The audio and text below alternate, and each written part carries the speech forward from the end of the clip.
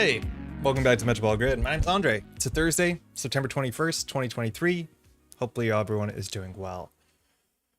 How's it going? And the music is off. It's a process. There's a lot of buttons to hit. It's very difficult. It's good to start off on a stressful energy though, because then everything else is really simple when the part where you have to play the game. David, here we come. I assume that's where he is, cleaning up puke. We've been puke free for 2 days so far. I need to say that it's not my puke, it's a little cat's puke, and she's been fine. How's it going? It's part of the process. Andre, how you doing? Hey, Andrew, going well. Been a while since I caught a stream. How you doing? Welcome to stream. How's Friday morning looking like? Hey, Cody, Ryan, RG Delato, that's been added. We've appended a qualifier to the name. Elwin, glad to catch one of these at the start. How's it going, Elwin? Elwin, did you leave a comment about the bad publicity thing? Because you're not wrong. But I got to figure out how to do that. You're not wrong. Hey, Izzy, how's it going? How's the holiday been? Oh, it's a hot sauce talk. Excuse me. Chris says, hey, Chris, what's everyone's favorite hot sauce? Lucas says keen for the Valorant. Is that a Valorant hot sauce? Chris says, I think my current is Chaluda, but looking for a small niche one that kicks ass. We have a lot of like bespoke, like local hot sauces you can find at the grocery store. And so I get whatever one is there. I'm like a hot sauce. I'm not like a hot sauce person, but like I'm a hot sauce person. Like we own hot sauces, but like I don't spend time thinking about it. It's just like, oh, we have hot sauce in the fridge. Sick. Like I like spicy food. That's it. Couldn't tell you the branding on any of the hot sauces we have, but we probably have half a dozen. I'm not doing great. Been employed for months, so. Beans. Hopefully it's been okay. Sorry to hear that. Hey, Xern, favorite hot sauce? Peri Peri jalapeno, homemade. We did make some homemade hot sauces 2 summers ago. I think I don't like the fermented, like really sour ones. You know, like the ones that have vinegar as a base ingredient. I don't like those as much as other stuff. And we made one of them that was like really, really ripe. Where like we let it, you put it in a jar and let it, fetter. We did one of those. It wasn't great. Got to try Canadian hot sauces. There's a lot of good ones. There's a lot of like really good local, hot sauce scenes. Stream says playing Valorant today? Oh, really? So like it has to determine that based off of, I think, what we all collectively say. And then I think it changes it. So like there's a chance that someone will show up, 20 minutes in and will say, like, I'm rushing B a lot. And they'll be like, oh, you're playing Counter-Strike today. Vinegar is a favorite ingredient? Ugh. Vinegar hot sauces. Like I think Frank's, yeah. For wings, like Frank's or Texas Bees, I think Frank's is like really, really sour to me. Feeling really good today. Finally got some of the commentary videos from West Coast Nats posted. Yo, they're up? Ryan, where are they up? The videos from West Coast Nats are up? West Coast Nats as in like the one that happened last weekend? It's Thursday, you know what that means? Lazy, how's it going? Appreciate it, it happens. Have a job lined up, yo, but I've been in limbo while waiting for paperwork, yo. Sorry to hear that, hopefully that's going okay. I know it can be like obviously really stressful waiting for paperwork, waiting for all that stuff to go through. To be like, I just want to know that I have my thing definitively lined up. Someone suggest me an alternative to Sriracha that I can actually get. Just my personal channel. Do you have a link, Ryan? They're in GLC and content creators. Cool. I don't go there enough. Really cool. Sriracha, like I should be, the target demographic for Sriracha. Everyone loves Sriracha. They'll, buy a t-shirt that has that rooster on it and everything. But it is one of the, like, I'm not a picky eater. But for some reason, I'm pretty sure one day when I was in college, I bit into an egg that had sriracha on it. And I think the egg was bad.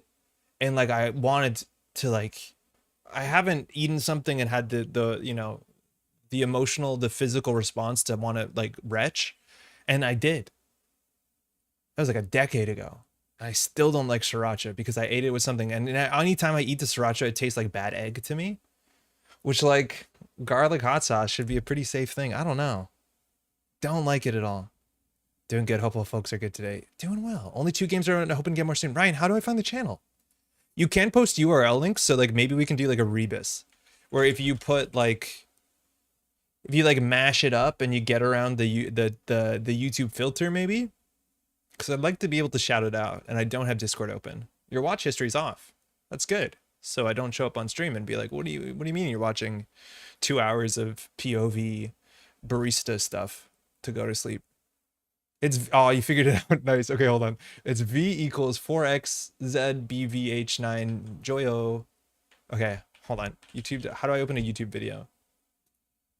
Just go to Neon Static. Neon Static put a new podcast. I'm going to use the Neon Static podcast as a jumping off platform to find another video. No disrespect. We'll do this though. I listened to this. This was good. Cool. We found it. It did it. It's Ryan LG Gelato. Top cut round 1. Sick. Chris M. Ebry. Quality high. Yo, this is sick. Commentary by Ebry and Desiderator. Awesome. I'm going to check this out for sure. Are you planning to have the whole thing up on here? It's like so sick now that there's folks putting out like, you know, tournament play again, which is, you know, it's been a quiet spot over the last couple of years. So it's really nice to see in tabletop play again. It's like so easy for people to get into the game once they see people playing the game, let alone like obviously chainnet, it's one thing. Ooh, that's a healthy bankroll. Super cool. Disrespect really impossible to take it from that. It felt kind of rude, I'll be honest. Cholula's a favorite. We don't have Cholula that consistently here. Actually, maybe we do. I think we do. It's the one with the lady on it, right? Deck list of the week, Deaths and Taxes, Hell on Earth. Name is funny. Deck list is funny. We've said this before. If you watched, we streamed on Tuesday, we played a bit of this, but we've been playing against somebody named Thule Enjoyer on JNet consistently for the last month. And they've been playing this deck. And week after week, we'd play one game into it every time. And we would slowly put the deck together, finally figure out, oh, it's a Stegadon deck. Did it take us a couple weeks to figure out that there's no Nightmare Archives and you could be running Archives? Yeah. Did we figure out how Formicary sort of works half the time? And did we lose to it pretty bad when we did lose to it? Yeah, it can mess you up pretty bad. And then do you realize the deck has salvo testing and that has lost the corporation every single game it appears in? Yeah, of course it does. This deck is really funny. We played a bit of it. Obviously, we have opinions on it. I think there's part of this that work really well. There's parts of it that don't work really well. Jonky Bong, mind you, patron of the channel. Write-up is amazing. Write-up is really good. A lot of people get memed on. I think we're in a screenshot here. Izzy shouting out salvo testing to be an absolute banger of a 5-3. Wouldn't this be much better in ASA? I think we're gonna probably not ignore that. It's pretty great. Pretty great. I can't chime in on hot sauce. I live in California, an area with a large Hispanic population. So like whatever the restaurant uses as their family recipe, that's the best way to do it. I can find Cholula very regularly at my local grocery stores. Your local grocery stores are my local grocery stores, so they're probably there. So we played this deck a bit already. We're going to play it again. There's definitely things to say. Firstly, Formicary is one of the best enablers with Stegadon. I think, and just like Formicary on its own is one of the cards that like makes Stegadon, I think, a playable card, as much as we kind of memed on this when we did our early tier list impressions. Because, well, Stegadon is still like very powerful, but Stegadon is also way more ugly than it looks in a lot of ways because it's a 1-point agenda, and you'll find there's no game in which the corporation scores out of Stegadon in which they don't have to score out 1 or 2 more agendas than they want to score out. Because agenda suites get really ugly. Unless you score out a Stegadon and then 3-pointers don't actually help you do anything, because if you score out a Stegadon, then you have to score out 2 3-pointers. That kind of works sometimes. If you score out 2 Stegadons, you're in a really bad spot because you have to score like a 2-pointer, a 3-pointer, and 2 Stegadons. It's like a lot of work. But the big thing about Stegadon is that it is really good as long as you're forcing your opponent to be able to, they have to run multiple different things. Because the big thing about Stegadon is if they keep running the same server that has all the iced res, it does literally nothing. And so you have to force them into different servers. And we're actually going to have a video up on the channel from Canat's footage where a player is playing Formicary Stegadon stuff. It's an ASA group where you kind of more expect it competitively. And like making sure you're forcing your opponent to react to you is how you get value from this. And we played a really, I think, like emblematic game of some of the issues you have with Stegadon on Tuesday, in which we only had 1 remote server.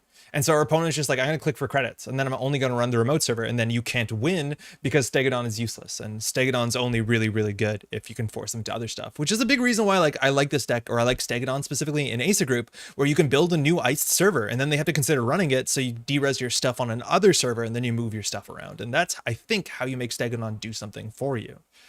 Formicary Madagarm is just silly avatar. Yeah, this is the interaction that is the most unfair thing that the deck can do. And I think if you really want to swing into it, you definitely want 3 Formicary, we're already there, but you also want 3 Madagarm Skunkworks. Because if you don't know the interaction, it says whenever the runner approaches the server, end the run, or unless they pay 5 credits or 2 clicks. So they do that. And then you trigger your other win approach, which is when the runner approaches a server, you may res Formicary and move it if you need to. The runner's now encountering it. So they pay the tax and then they're pushed back. And then they have to get through the Formicary, and then they still have to do the same Managarm twice, maybe 3 times, maybe 4 times. It can get out of hand. How do you beat this? pinhole threading. You're just pinhole threading it. We lost so bad to pinhole threading, and even just having more money than the runner is really good into this. It's another cool thing that you'll see. Again, this comes up in the CanNets videos, but if you're frustrated to deal with format carry and you're playing Anarch, like this is one of the good reasons why, and it's cool that this deck is actually sees play, or is it Noom? Yeah, it's Noom. Noom is really good. Noom is actually the killer you want in this matchup.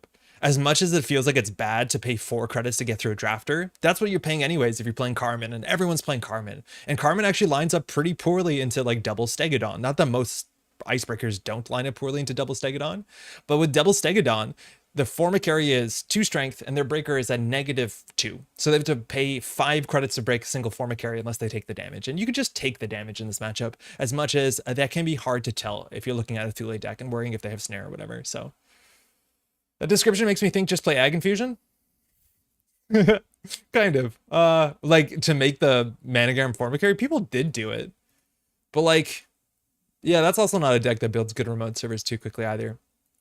Anyways, that's the thing with this deck. Would it be better with Asa? Yes. Does Salvo Testing do anything? So far, we've never played a game in which Salvo Testing actually did anything. We did play one game where if it was an Iqua project, we would have been more upset because the runner flatlined to it. But the runner made a mistake to do that. Like, they should have jacked out because they died to a Bladderwort. Also, Bladderwort in this list, I find it a bit strange because you're not often under 4 credits. You have no good way to duck credits or no incentive to duck credits. So this fires once or twice. We did get a flat line to it, but I think that was the runner's mistake because it was already visible and they could see it happen. But yeah, it's a weird card in this. I feel like this is just a bad campaign in the list unless the runner tilts and trashes it, which sometimes they do. Do you think runners like play poorly into Bladderwort because it kind of like, you know, it attracts a lot of like mental attention because this seems more scary than it is. No one makes Salvo Testing do something, only if it chooses to do something it never chooses to. So like the one way I think Salvo Testing maybe makes sense, like you have to be playing ontological. Mind you, that's our payoff, our only payoff for core damage. So we only need 2 core damage. So Salvo Testing is already a bit sus. Not that more core damage isn't good for ontological, because it does get even better. But one of the big things that you can do with Salvo Testing is like score out an early Salvo Testing, huge question mark there. And then you want to score out a lot of small agendas. Like Elevagao bifurcations are really nice because you just do install advance, maybe on top of a Tranquility home grid, heaven forbid on top of a Jupe stud grid, which like largely you could play Jupe stud grid in an Aqua project and maybe do the same thing, as much as you do run into the grid issue. And you might be able to do more consistent core damage and make the runner pay 4 credits to trash your Jupe stud, which is nice because you can't afford to res it on your own. So yeah. Is this better as an Iqua? I don't know. Jonky doesn't want to say, but this deck at least is pretty fun. I think it's probably straight up better. If you just play Asa group, maybe you change some ice around. Like at that point, do you need Jaguarundi? Is ontological a better payoff than just running like a 4-2 that gives you Vitruvius counter, or a 4-2 that gives you 7 credits, and then you play like, you know, standard Asa deck, and that's pretty fine, it turns out. I just feel like so much work to move the runner to protect your remote, and I'm thinking Ag Infusion does that baked in well without needing to score a setup. Yeah, but this sort of deck, like Asa decks, have actually better reasons to put out multiple remote servers horizontally, right? Like fully operational cannot be like discounted as being really, really important.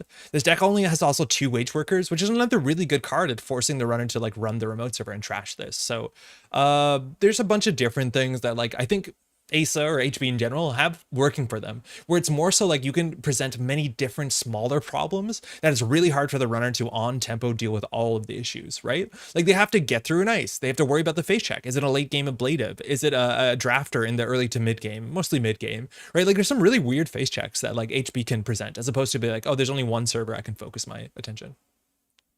Also seems like a lot of agendas, sports mail still around. It is, but then we're not doing this. And I would, 10 is actually not that bad. 9 is what you expect in most HB decks, so 10's not awful. I think like playing the sports metal decks with a lot of agendas, it gets a bit more hard because there is, you know, Hermes is slowed down a bit, but it's still pretty common. But yeah, 10 is not awful. It's just like the bricks stay in your hand or in central servers, so they feel worse too, because we don't have a lot of windows to aggressively score this out. I think we would probably want 3 mana Garm. It's the only thing that we can really feel good about, because none of our ice is like absurdly taxing besides the 2 bronze, I guess. Yo, Jeff, how's it going? I wanted to ask you, is there another Eternal tournament coming up? Is that a thing in the schedule? Like an online null signal Eternal tournament? Finally recorded my getting to standard video, only to realize this morning I wanted to recommend actual decks. Have to record the whole back half. Sorry, man. I've definitely been there before. I know how you feel. I'm excited for the piece. I think a lot of folks are. So I don't know, get it done right and then reap the numbers going up or whatever, you know, makes us happy nowadays. I just heard the New Girl theme song, but it's Who's That Guy? It's Jeff. I've never seen New Girl. If I nailed the theme song, let me know. There's like so many shows and properties, and this sounds like, okay, this is not favorable, because it sounds like I'm dismissing them because they have the word girl in the title. But like there's New Girl and Gone Girl, and then there's just like 3 or 4 different properties that Gilmore Girls that are all obviously very different, but I've seen maybe one of them, I think. And so I confuse them a lot. Which one is about the thriller where there's someone who's dead and then he goes and interrogates the person? I think I might have spoiled the film, but the film is like 5 years old now. I played Thule Salvo on top of Amazing Musings backed up by Hypoxia to guarantee they take core damage. That's pretty cool. Distributed Tracing is a card that's like probably slightly better than it looks. I don't know if Hypoxia is like better than any of the other ways that you want to like, you know, pursue. Hey, Izzy's gonna absolutely tear us apart. There isn't another tournament oh no, on the schedule? I've just come around. Oh, nice. This will be a fun matchup. To being like optimistically excited as the eternal sicko on our COS team. We're still looking for a standard player. And I don't know. I need to get some internal testing in. If that's something we want to do on stream, Jeff, I'd be down in the near future. Best of luck. Thanks, you too. All right. Okay. I know Izzy shared her Mercury list that she was working on. It was a while ago. I think it was pretty no nonsense. It wasn't like too flashy. We're not heavily punished. I'm not sure if like Capybara is in the list. It's pretty hard. The opening to do like Magnet Stegodon is kind of like the ideal thing, but then it's really hard to ice up HQ to make sure that you don't get diversioned, which that's a problem. So this hand's not very good. We probably want to mulligan to Economy. This is the Salvo Testing issue where like this card is not going to be relevant for the first like 6 turns of the game. I'd love to jam some Eternal games with you. Okay, awesome. Really, really good. Mean Girls. I know Mean Girls though, but I've seen Mean Girls many times. Gone Girl in the same sense as Golden Girls. I didn't say Golden Girls. I know what Golden Girls is. Yeah, that's better. That's actually a fair bit better. Ooh, okay. This is where like I'm so used to the opening of like Stegodon, Ablative Barrier, and Remote Server, Ice Up HQ credit. But that's what ASA Group does. And unfortunately, we don't have that ASA Group power. So like, Izzy, they're just going to barrel R&D and C2 cards. At least maybe Thule matters for that.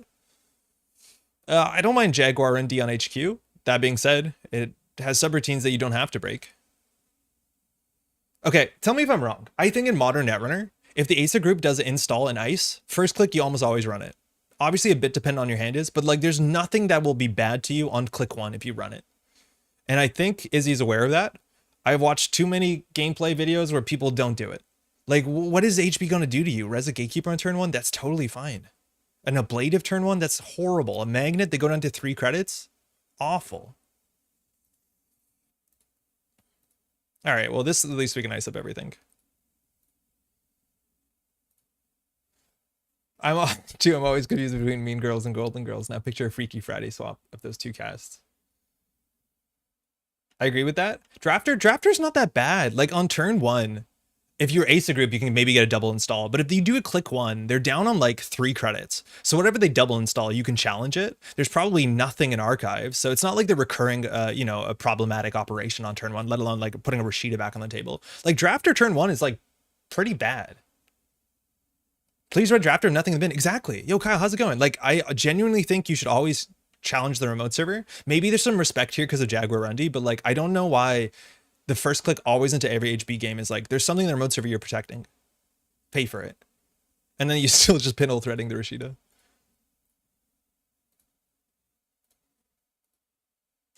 Why not put the big spender on HQ and try to do some core early on? I think we could. I don't think she's going to challenge until we have like, you know, something worth doing. So we're going to have this, I think, on R&D. We're going to put this in a remote server. Again, if we were on ASA Group, we'd have had 2 extra clicks by now, right? Like, it's rough. So I think Sneak Door Beta is something we have to play around eventually. What did we put in there? That's not right. Unless it is. Unless that's the most correct we've ever been. Because now, like, it's up to Izzy to be very aggressive to force us to res something so that we fall out of the pocket of being able to stop a diversion. We don't want to res this early because we can't. So like if we put Brown on HQ on turn 1, well, it doesn't do core damage. So you probably think of the Jaguar. It's like we can't really afford to do a core damage and go down to 2 credits. Because if that happens, then we're on like what? Like you probably run the remote server and take down the Rashida. Maybe we res the ablative and then we're on 0 credits and we're relying on the Rashida and we're kind of out of the game. It's really hard. That's why I think forcing the ice reses are so important. Especially if they don't hedge fund. Wow. Class act cycle. Ooh. So this puts us on 4 credits. Thanks. I hate it. At least we got a Stegodon. So we're doing something. But yeah, like we can res 1 ice here. There you go. So here if we don't res, Izzy steals up to 5 points in a turn. So we have to res. And now we're bankrupt. At least here, if Izzy runs R&D, we cannot res the Jaguar. But we can de-res the Ablative, which I don't actually think is something we want to do. Because the text doesn't matter. And then we'll have to res this for an extra credit after the credit refund. So now Kurapira is really good here. Yeah, this is really bad. If we had 1 more credit, we would do a core damage. But we don't. And we have no way of getting out of this hole. We probably shouldn't have pushed the Stegodon. We're going to see 2 cards. So their ability is fired. Oof, Luminol off the top. En passant for the ice. Sick. I remember their list now. It has en passant in it. Okay, so that was a huge, huge turn. They're on 15 credits. We're on no board state. We have no way of generating economy. Again, the deck doesn't like have Maryland or doesn't have, you know, it has like no way of generating robust economy. Like generally you see Nikos or Marylands. Wage Workers is a soft econ card if you can argue that. But like it's so much harder to get, you know, tempo off fully operational when you have to actually spend 2 clicks to get something. This also is not very good because, you know, Mercury can just tank through this. And if we do this into a new remote, like we need, not a new remote, the remote, like now HQ is really weak to, like a Sneaked or a Beta loses the game. Yeah, en passant is seeing a bit more play. And it is a really nice punisher to not being able to res to credit denial. We saw it in Intercontinentals, and I don't think it's anywhere near as bad as it used to look. Tranquility can give you a bit of econ. It can, but like, what are we putting on top of this? A Spin Doctor? So it's 1 credit. And then we have to pop the Spin Doctor, and then like, we don't have that much. So this is a bad ablative. This is a bad everything. The problem is we have to res, and we're kind of incentivized to res the outermost, which puts us on 0 credits. Otherwise Izzy gets through, gets like an 8 credit run, and trashes our Tranquility. So like we have to do this. I don't think the Magnet's going to have, mind you, sorry, this is a Barado run. I don't think the Magnet's going to have any other like abilities here, but now like run R&D, C2.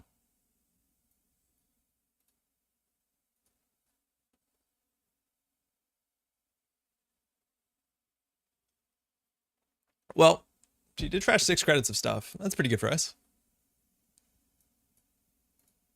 Gets to see another card here. Click at least left. Uh-oh. Oh, man. Sometimes you get Thule negativity. Today we're going to get a bit of Thule negativity. This is good. This is fine. Yeah, this is fine. Credit. We'll res this. We got to put a Spindo in there.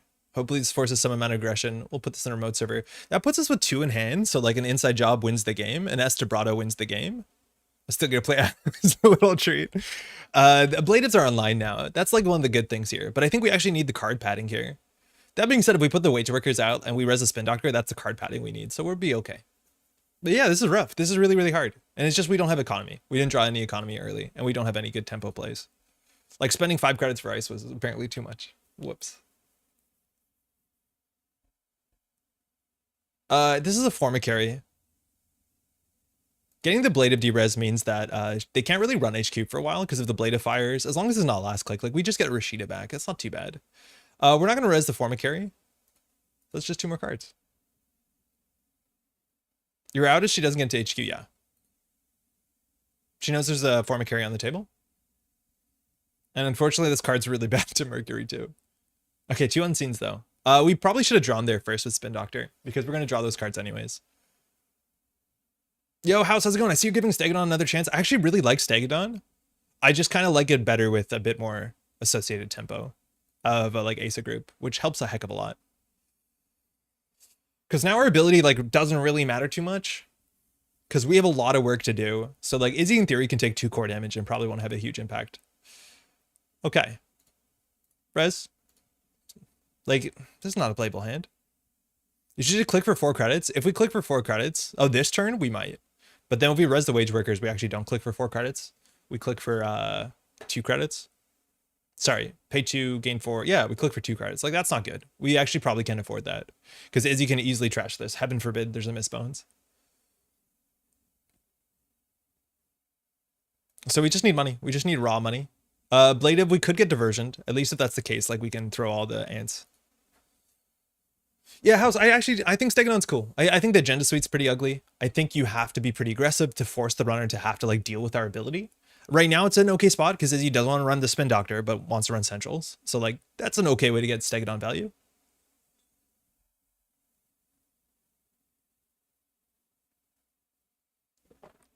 But yeah, even playing against his decks, like if we could keep the econ down and start smashing, like it doesn't do anything unfair until like a fully op pops off, which like we have nothing to put in the server. We should have 100% iced the wage workers up and not the archives up.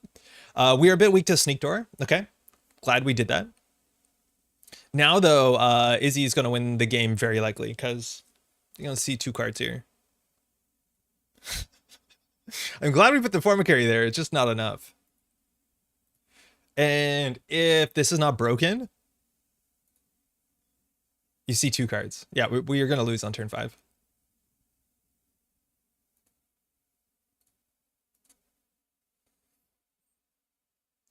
I've loved it with the bladed, but yeah, makes scoring weird. Lots of 8-point gains. Yeah, the scoring pattern is really ugly. So we know that icebreakers can have negative strength. Can ice be lowered below 0? They can. Yeah, they can be lowered below 0. You can see it every once in a while. There's ice sometimes has -1 strength on it. It has to do with like, generally like you could do it with like chisel and chisel and back in the day hive mind used to do it, but it wasn't uncommon to see negative strength on ice. I think like a year or 2 ago. Okay, we saw the top 2 and we're alive, so that's good. We can play that one day. I wonder if we do res this. It's pretty bad if we res it. I'm going to de-res it. We should have maybe just believed in ourselves last turn.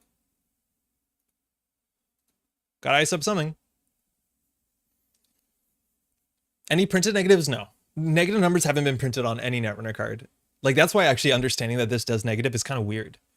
Because we've never seen it. Actually, the only negative we might have seen is on Worm. Because I think Worm says -1 strength.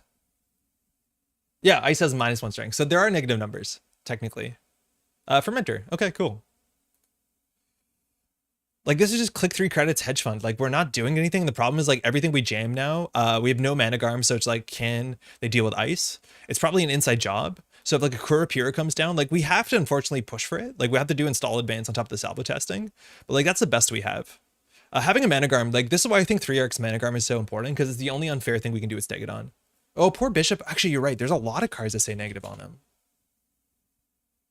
Yeah, -2 strength. You're right. Actually, heck, Monkey Wrench does. Yeah. Okay. It's technically not a negative integer. It's just math.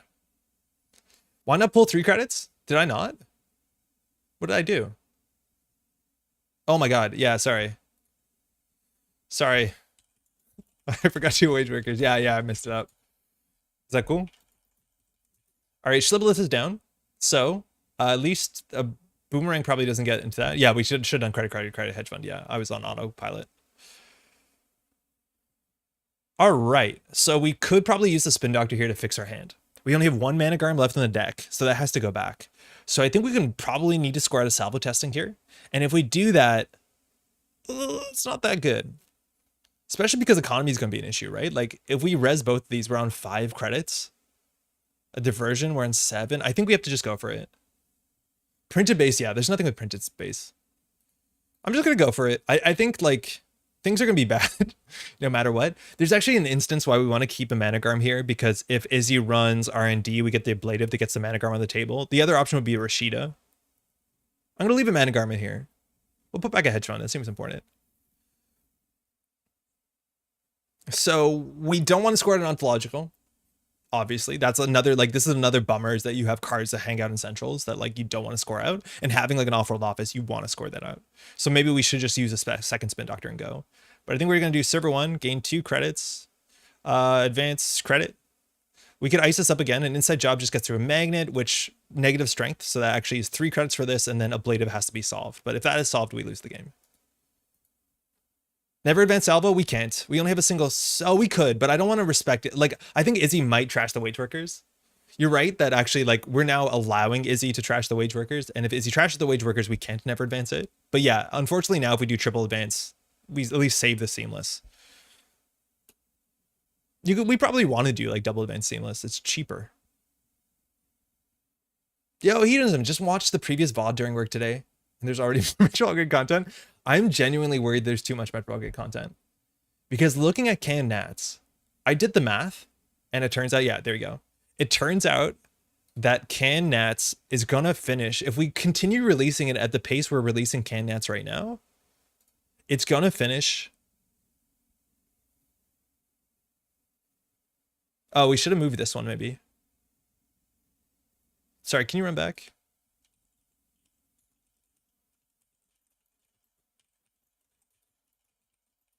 It's going to finish in November. That's not good. So I think we have to start releasing 3 videos a week. Is that too much? Like if there's videos Monday, Wednesday, Friday, and then streams Tuesday, Thursday, like is that literally too much? It might be too much. I worried it is. Because like the more you put out, maybe that helps the algorithm, but also maybe it's annoying. I don't know what to do. Because again, oh, we got a pinhole, that's huge. And a diversion, that's nice too. But like inherently, like if we do not speed up, it will be finished in November. That's kind of messed up. We can't move the second one. Video every day for real? I vote for 3 games a week because there's no such thing as too much content.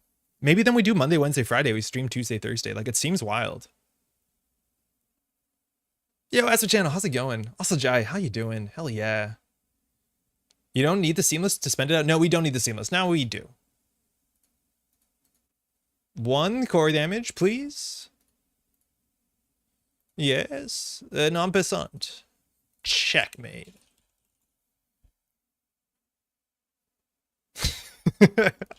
I know, that's in chess when you take the pawn, you say checkmate. Having more streams mean more folks can watch live. They just don't watch every stream, for sure. Or do a cut/Swiss game per week. I edit them linearly, Kyle, so I can't. And also it hurts the narrative. So it would just be like, we do 10 Swiss games and then eventually we get to the cut games. I've appreciated having more chances to watch live, even if I don't watch everyone. Oh, that's really good to hear. You could drop them in pairs twice a week too, if you can keep up with it. I think that buries them. Like if I do 2 at the same window, that's pretty bad. I'd rather do, I think we do this one. I'd much rather do a 3 a week than like 2 on the same day. Come on, get your shit together. Want to score the 3-2 and do another core? I'd rather score this one because if Izzy gets in, and at this point 20 cards left in their stack, they're likely to get in. This doesn't lose us the game. You know what I mean? Find a managram. No, damn, okay.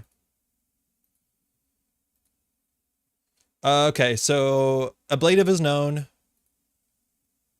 Brian is too expensive. This does something. Let's go. When I dumped 4 videos from Jeff's stuff, the views got spread really thin. Yeah, it'll do that because it won't recommend you the newest content. YouTube doesn't like you dumping a lot of videos at once.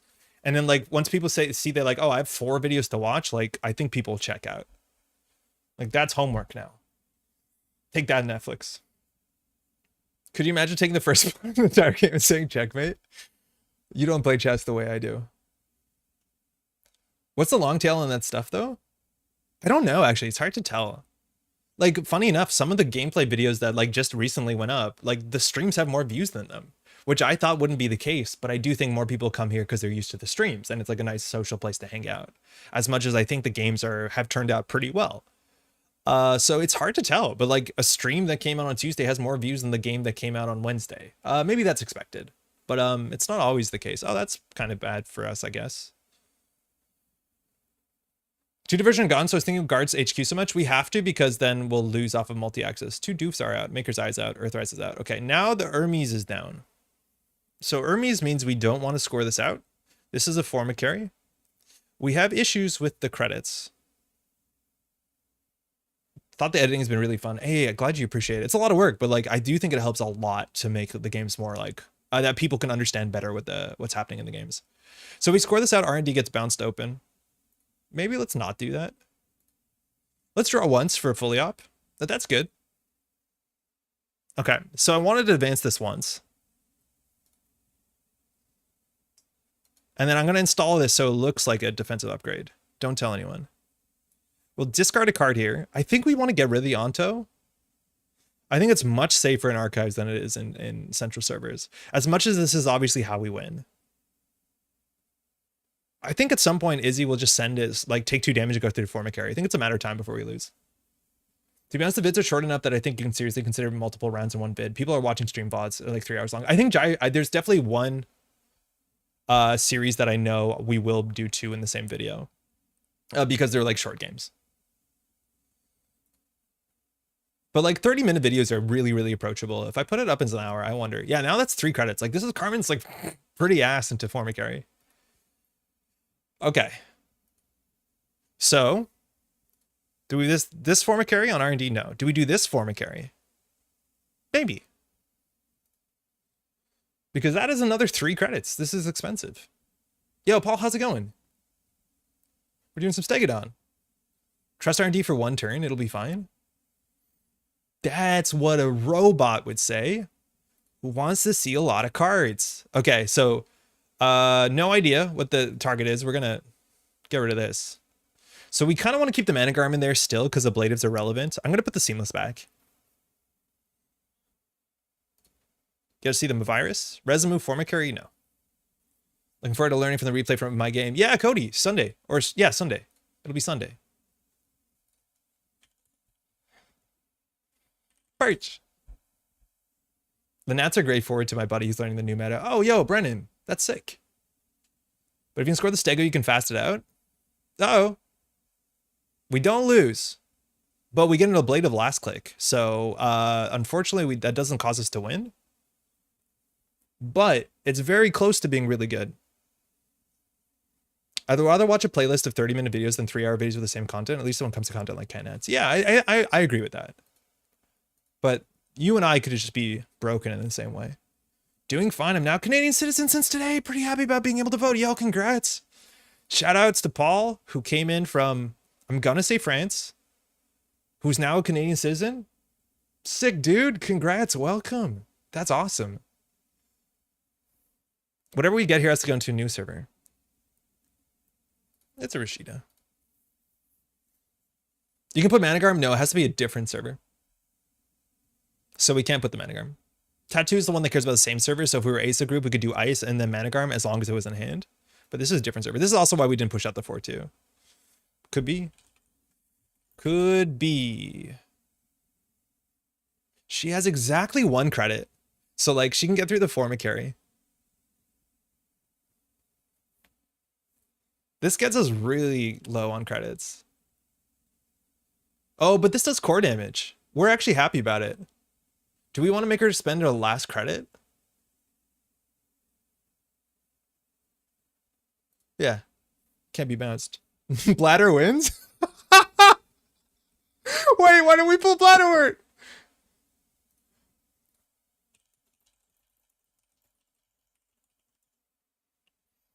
How's it going, Pouch? We kept shit-talking Bladderwort, and it keeps almost winning us games. Imagine we had a, what's it called? The Jinteki one that does damage. Woof. This is fine. Ask her to fix it. Nah, it's too late. But yeah, if that was a Bladderwort, she would jack out.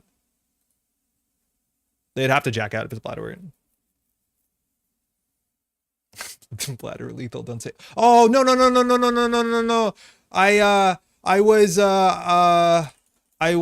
Dude, it's chat. Chat was like talking to me. So I need that res. You was not paying attention. We 100% should have res the Rashida. What are you talking about? I know, yeah. Call. Stream delay. Mind if I roll that one back? Oh man. Streamer blaming Chad. Chad is just like so annoying. Just won't stop. Yeah, cool.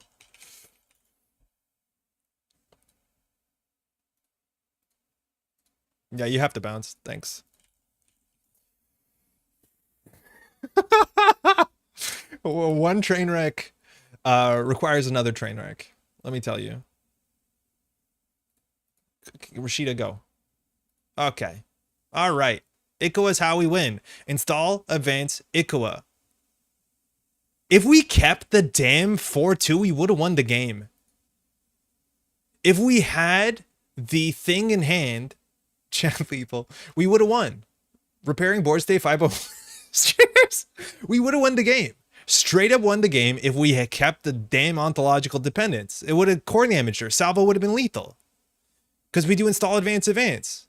We threw 2 lethals. We threw 2 damn lethals in one turn. Yes, shuffling the onto was so bad. I'm not upset. I'm just learning how to live with the bed I've made.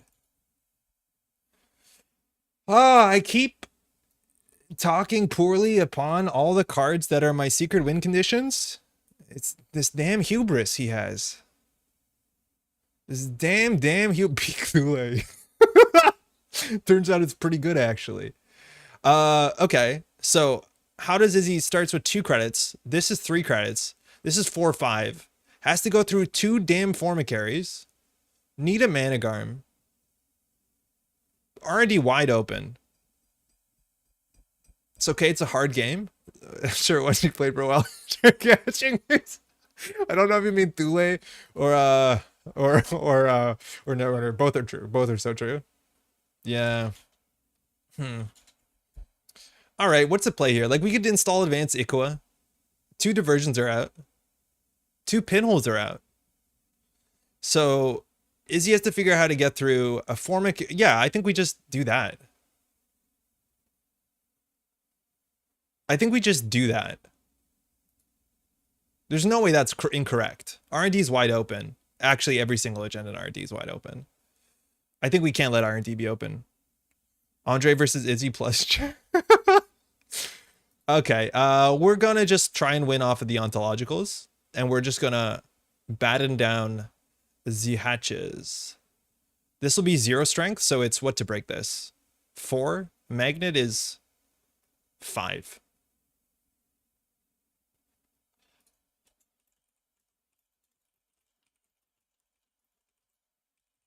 The amount of mistakes I'm making, it's super impressive.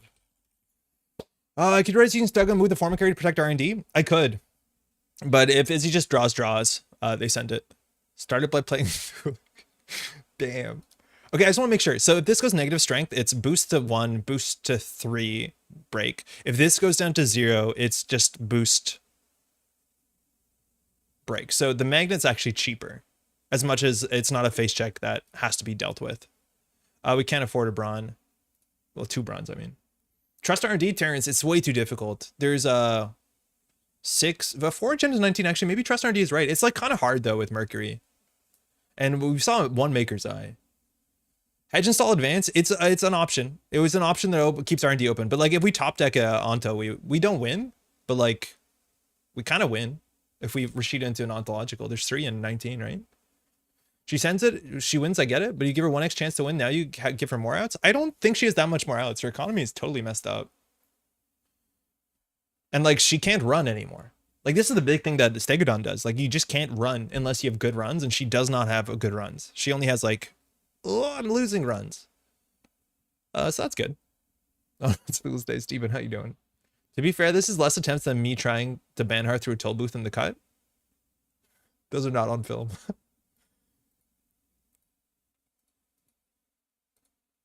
See? Install advance, discard 17 cards.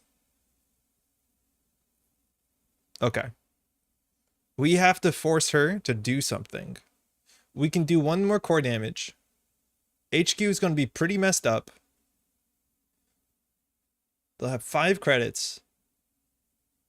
We need this to be a Managarm, and we need them to respect this as the Managarm it looks like it might be. The Bladder Word is kind of hard to challenge. I wonder if Izzy's just going to send it Sneak Door. That would probably be the right play. We can put something on top of this. Like there's the assumption that this is a defensive upgrade and you just can't deal with it. No matter what agenda she steals though, she wins. She'll never check archives. You're not wrong. Oh, I don't know what to do here. I think we put the Onto in here. Like, again, this is expensive. 1, 2, 3. She can hedge fund out this turn or sure gamble. She played sure gambles. We're safe. We're safe. We're safe. We have to make her. She needs to respect that this is a Managarm. And I think she might respect this as a Managarm. I see your toll with and raise you trying to ban her through an Anansi. 3 games were lost that day. Ban herring into Anansi. The remote is safer than HQ. Yeah, I agree. We could have got a second ice here. The good thing with this ablative is that we got a spin doctor. Oh, never mind. We've made mistakes. She bounces the FA agenda, so you need double ice. Yes, that's why we did this. Because we can like seamless jam. Isn't it better to push the Stego and then score Onto from hand? This is what we're worried about.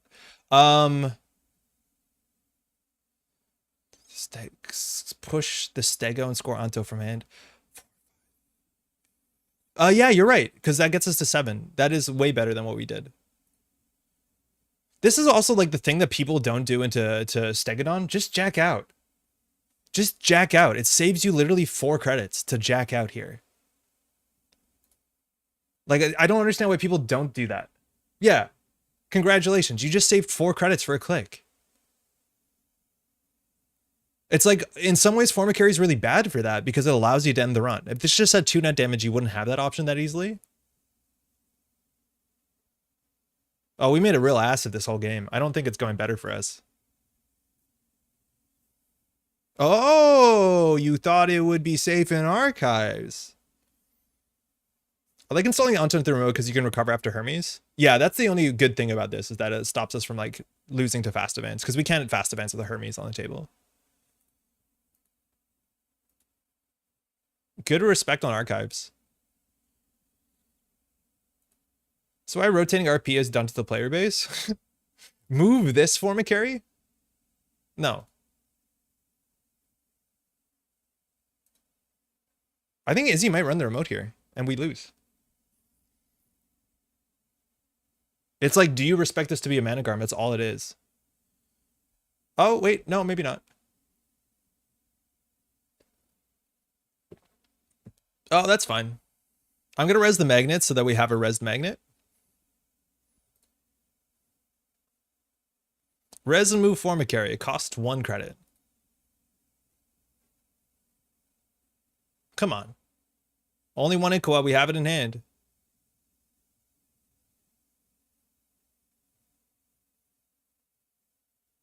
Fuck. Ah, GG. We had some cool lines there. We could have won the game. Let's be honest. Thanks for the game. There, obviously the score bounces, but like if we scored the ontological, like the Bladderwort would stay on the table. So we do Bladderwort ontological, that is 2 damage. We can't win from there. But yeah. Mercury seemed more powerful than what we were doing. As much as we did punt lethal a couple times. It was Spin Doctor to ontological. That's a really good hits. That Spin Doctor doesn't come back. Should have broken it for 1 credit. I would have hit her with the Forma Carry, just get her to 0 cards. No, it costs 1 credit to break. It doesn't do anything. It's not necessary. If we had Iquas, yeah, because then she doesn't have money to steal them. But no, this is just 1 credit. R&D would have been fine because it was 1 turn later. Stops me seeing an extra card. Oh, fuck. You're right. Yeah, you would have broken it. You wouldn't have let it fire, right? Because you died to the remote server. Oh. She doesn't know that Iqua's an R&D. She would still go for it. Good game. Yeah, you're right. I totally forgot about that. The Mercury text is relevant. If you break this, you only see a single card. So we have to force ice no matter what it is. Yeah, it was 100% right to move the Forma Carry there. Oh, that's really cool. Yeah, you drew so you could eat the Forma Carry. Okay, so at least if you eat the Forma Carry there, we don't feel bad. But if you eat the Forma Carry, you die on the table, but you won on R&D, so. The thing is, like, if she inside jobs and then just, like, doesn't have credits to steal the Iqua, she still takes the access. She inside job for it. Like, it doesn't change it. Yeah. Yeah, if you do that, you do die to ontological. And or we the Bladderwort, whatever sticks. Actually, Bladderwort doesn't even do damage. Why did I put the Bladderwort on the table? Chat, why did we put the Bladderwort on the table? We had like 10 credits. F. Okay, do you know what we're gonna do? This is so disrespectful. Jonky, I need you now for a second, if you're watching this. I need you just to pop out for like a minute. Just like go to the shops. Winning is cringe. Just like, you know, check out for a moment. We're not doing anything to your deck. Got a decent, remember Mercury triggers? Yeah, no, you were all over in the early game. Like, we couldn't res anything. Okay, we're just gonna do this. Okay, hold on. We're gonna go whoop, whoop, whoop, whoop, whoop. Okay, this is our secret. Okay, we'll get rid of that. We don't need that. We'll do this. We'll put Manny in there. Okay, this seems okay. Forma carry drafter. Okay, anything else? Jonky's not here, right? You're most Jonky. Decklist is cool. Write-up is great. I just think we have 4 influence. Malia. We need more stuff for the remote servers. Like, we need more Asa stuff. So, like, Malia is within the realm. We have, like, border control influence here, though. Like, are we border controlling?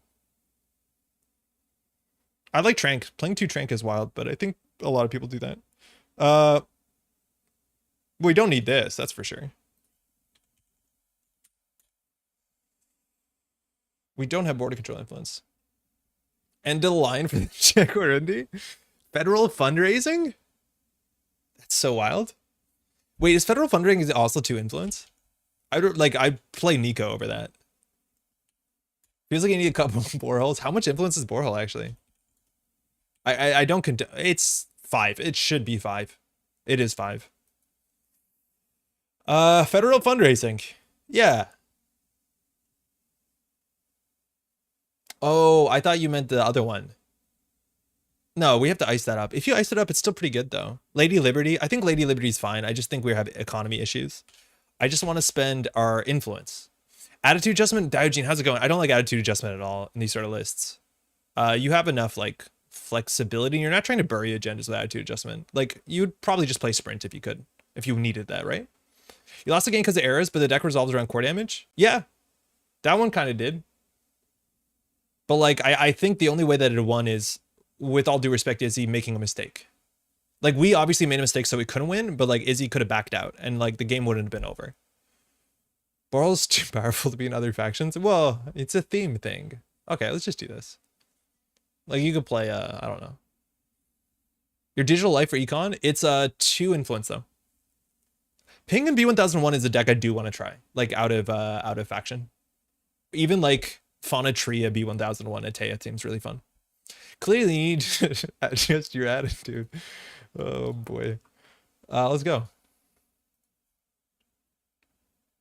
The Stegadon value. As he backs out, you res bladder. She goes to 0 cards and then you score the gen and she takes 1 core is flatlined.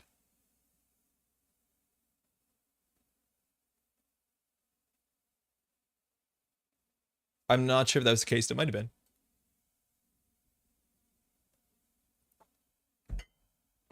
Change the ID to op then. Oh, Essa. You damn it. We take the ontologicals. And this is the first thing you roll up with. Huh? Huh? All right, we're fine. We're fine. We're fine. I need not to let the Ablative be res if I want to be really safe. Yeah, last click Ablative is like potentially quite dangerous. I've been busy with grad school, but B1001 Jammy Atea is on my list for when I have time to play again. Yeah, it seems really fun. It does seem really fun. Okay, first thing you want to do against Essa, Ice Up HQ. We cannot do that with the set of 5 cards. We do have a Lady Liberty. That's kind of fun. But all we need to do is Ice Up HQ. Nothing, everything else is secondary. Gotta balance the scales. Okay, that's good enough.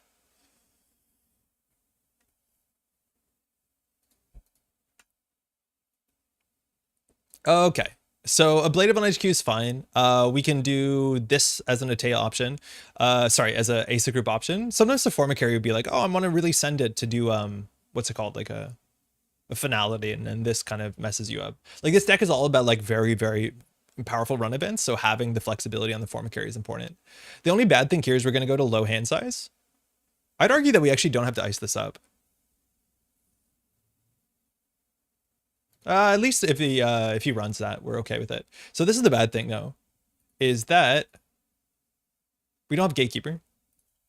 But if the sabotage happens, yes, we don't risk here. This is what like we talked about, like charging a remote server. So icing this up is good, because if this gets trashed, I think that's all the money. This is the one bad thing that's hard to trash early. Otherwise, it's always good. No thanks. I think Junkie setup was better because you can actually score the salvos, even if the call was protected in R&D better. Junkie setup is actually very quite reasonable. It's like a bit clumsy, but like the parts of it work internally as a external win condition, which is really cool. Like the issue is, and it's probably pretty obvious watching me, is like I am playing that matchup like I'm trying to play Asa, as opposed to like swinging into the Thule. So that's some gear in my head I have to change. We are now playing like, you know, value-based Asa, which is obviously a different thing, but I cannot look at the other deck and play it like that. The problem is the other deck is just like less consistent in like getting up to speed, but it can do actually like really cool things. Clearly, like I'm missing a bunch of the like very interesting lines. Draw again. That's not really good. We don't mind actually icing up the wage workers if it takes a threat here. The problem is like we're going to get what's it called, a Chestushka. At least the Chestushka goes through the blade of barrier, the form and carry catches it.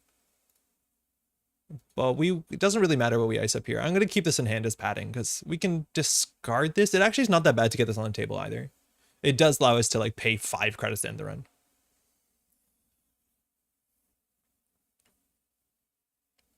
But they lose 2 cards? Yeah, but they gain a card. It was raindrops. We don't want to res that. This is fine. And then we don't have the ability to move this. Res and move form and carry? No. I've had attacks very rich runners this week. The Thule, I mean, I'm here for the thought experiment. Yeah, it's neat. It's neat. I find it funny that some card I don't know resurfaced. Like I don't know about Lady Liberty until recently. Now it's somewhat frequent. Lady Liberty was more frequent than it used to be. So for a lot of players who've been playing for a while, it's not like a reader of a card, but it's a card that like only sees play around like 3 agendas. And it's not even that common in Thule decks. Or sorry, Stegodon decks. Do we res this to draw 3? If we do that, we go to 8. We double install, we're down to 7. I guess we don't have to commit till... That's something. It's not good though, but it is definitely something. Do we want another draw here, or do we want to just get Stegodon behind a drafter? I think I'm fine for that trade. I'm okay giving away a Stegodon for a drafter.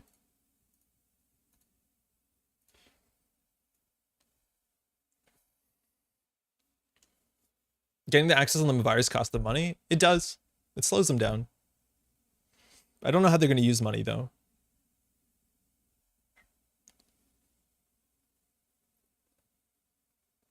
Cool. Just sending it. Respect. This can be tricky. Like, there's a chance this is a spin doctor. Unfortunately, it's not. But here's sabotage. So the virus is okay in the bin. They're probably going to check it on this after this run. I'd imagine they will. The Brawn in the bin is fine too. And then they can just see 4 on top of R&D. We're not going to break the R&D lock anytime soon. If they steal an Ikawa, we're pretty happy because it turns on the Bladebs, which seems pretty powerful. I think I'm going to do that. Maybe we'll regret not having them a virus. We'll find out. Watchers doing an HQ against S is stressful. It is. It definitely is stressful. If we res this, it takes the whole hand out. I think we do that. Or do we wait for the Chestushka? This seems more important because it's happening right now. And this might take a Chestushka from hand. It turns off her fully op a bit. I like Brandon Hedges because having an ice is nice. Yeah, having an ice is nice, for sure. I think you have to go through this. Lost a Marrow and a sure gamble. Nice.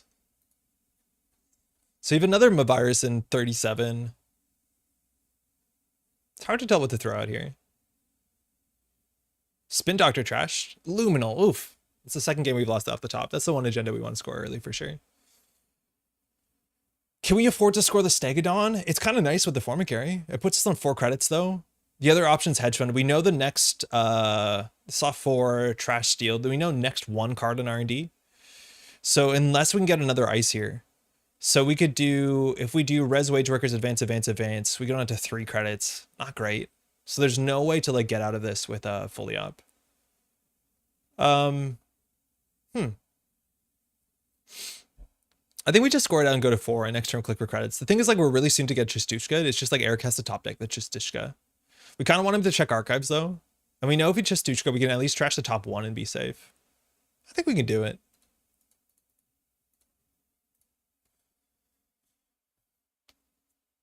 You can score and hedge fund? Nah, unfortunately, yeah. If we didn't res the Formicary.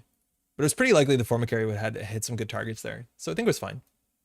And now with like this scored, it's better that we have the Formicary res to some extent. Depends where he's going to run. He's not going to run R&D this turn. I'd like having random discord from deck to lure an archives run because if you discard 2 from hand, it would almost run archives to flip. Oh, to do 1 from the deck? Yeah, so there's bait. Yeah, I think that's totally true. For what it's worth, I think it's harder sometimes to track on JNet where it comes from. So we know the top of R&D is not dangerous. This fully operational is not particularly good on this board state unless we do like jam Stegodon fully up. That's actually not that much better. So I think we probably do like credit. This is also last click. This is the worst time to sabotage. Because like if we have a spin doctor, we know we can fix it. It's not a spin doctor on the top. I think I'm not sure how many credits he had when he was on trashing stuff. If that was a spin doctor, that's a problem. But here we could do like next turn thinking install credit hedge. That's probably fine. With the Nuka, he's more likely to like try and hit the Formicary. It's obviously a power card, but what can we do? Another Formicary. Beans. You'll remember this lack of trust. Oh, there he is. Okay, cool. So we don't have a good ace to trigger here. I wonder genuinely if we can get the Stegodon on the table, uniced. We more want to ice up the Spin Doctor, but I'm not sure. It's hard to get a read on where this ESO wants to run. But we definitely need a Spin Doctor because we're assuming there's going to be a Chestushka sometime soon.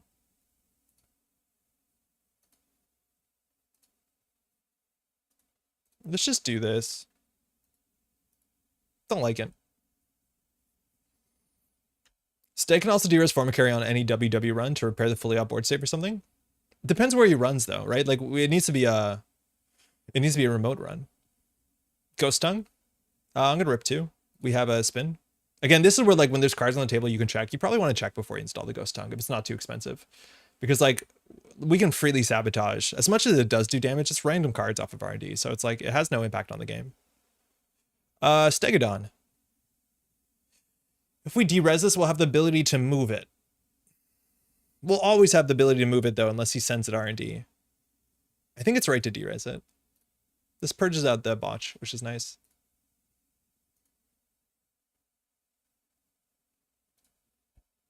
No.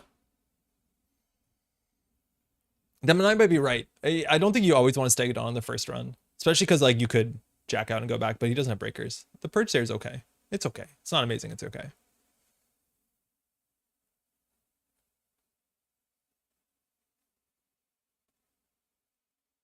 That's not too bad. Yeah, it's not too bad. It's generally not that bad. Like you're more worried about Magnet, honestly. Like the deck is running 2 magnets. Yeah, we've seen 1 magnet so far. And that's a bigger worry to you. What's hand size? 6. Okay, not too bad. So second Stegodon puts us to 2. So then our scoring pattern is a 3 and a 2 from that point. That's okay. We can do it. The issue is if we score out, we go down to 3 credits. So how do we not do that? We're like just slightly off of threat 3. But if we do advance, we're on 3. If we res the wage workers, we're on 1, and we go up to 2. I think we just draw up in hedge fund. We'll do draw. This isn't ablative. It's worth keeping that.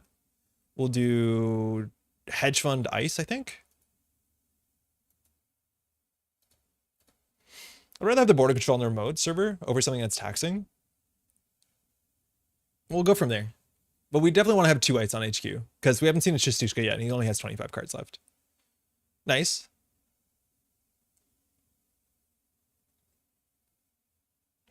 Yeah, exactly. I don't feel he'll run the Stego. Oh, never mind. He ran the Stego. At least we get a free drafter. Or not a free drafter, but a pretty good drafter. 1 click left, which is good. That's good respect. As much as like maybe you're scared of on sell, it's not that common anymore. Running later is worse in Snake Draft than anywhere else. So we can add a card back to hand. Okay. And we actually can install the Spin Doctor on top of this if we really wanted to, which is probably fine. So what do we want back in hand? Like just having money is okay. Yeah, I know. Terrence, I don't think he's going to run it. He just immediately runs it. So I think we get the Spin Doctor on top of it. So I think we'll just take the Hedge Fund. Otherwise, we could have the Magnet. The Magnet's actually pretty good. 3 Hedge Funds in the bin, though. Like, our money is going to be a bit bad. Spin Doctor, Server 2. Trash. Yeah, okay.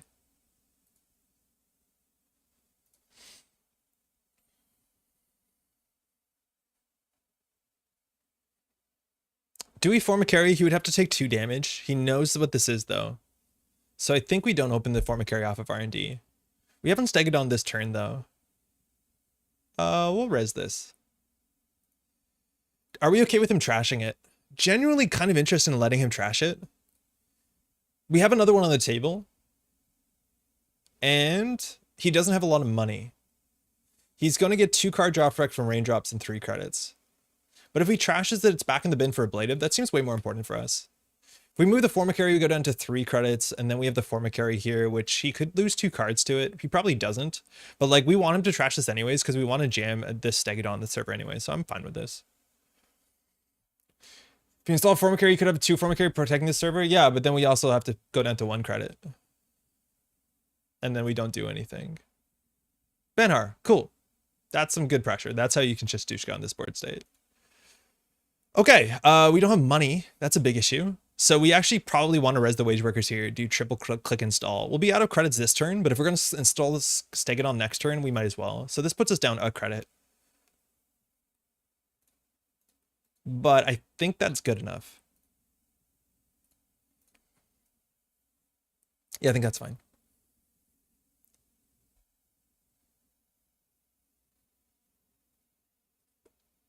So let's see where you Benhars.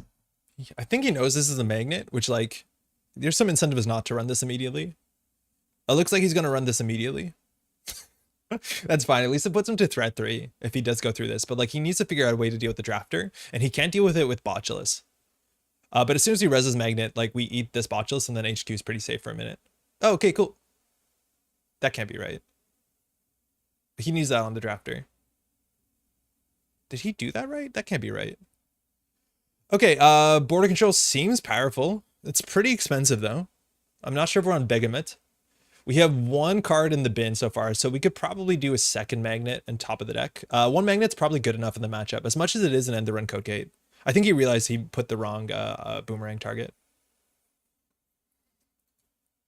What's up? Yeah, want to fix it? What did he hit from core damage?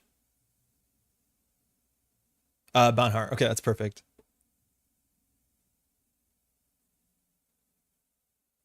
Yeah, you can just drag it back to hand, click and 2 credits, and just replay it. No big deal. Yeah, it's hard to do undo click because we've already taken damage. I think I'm gonna get rid of the magnet on top of the deck. What do we lose? A Brawn. Okay, cool. Okay. All right, so he has 4 clicks left. He is definitely gonna run through this. Hula is really weird into Essa. But the boomerang's back. It's going to be on this one. That makes more sense. So the magnet we still probably want to res just to get this off of. And then we have a D-res target. We can also put the Managarm, or sorry, the forma carry in front of it. Oh, Ika, cool. This is like the East Ang published list. It actually has an Ika in it, which is like a nice card to get out of your hand, as much as it gives us a lot of flexibility to trash this. The break cost on Drafter is pretty ass, though. So it's fine. The break cost in forma carry is not bad. It's 3 credits. That's unaffordable. So he's going to have to take 2 damage. So if we res the magnet here, it eats this forma carry, but it only does 1 net damage and puts us on 3 credits. So I don't think we do that because he's going to boomerang this anyways, and that will eat the Banhar trigger. So he can actually choose not to use the boomerang and take 2 net damage. That's a choice we're allowing him to have. Leaving R&D open last click, I don't think it's fine. I don't think the deck runs more than one finality. Some do, but I think it's okay. And he takes the Stegodon, which is fine because we have all these ablatives. We just have to force him to run HQ somehow.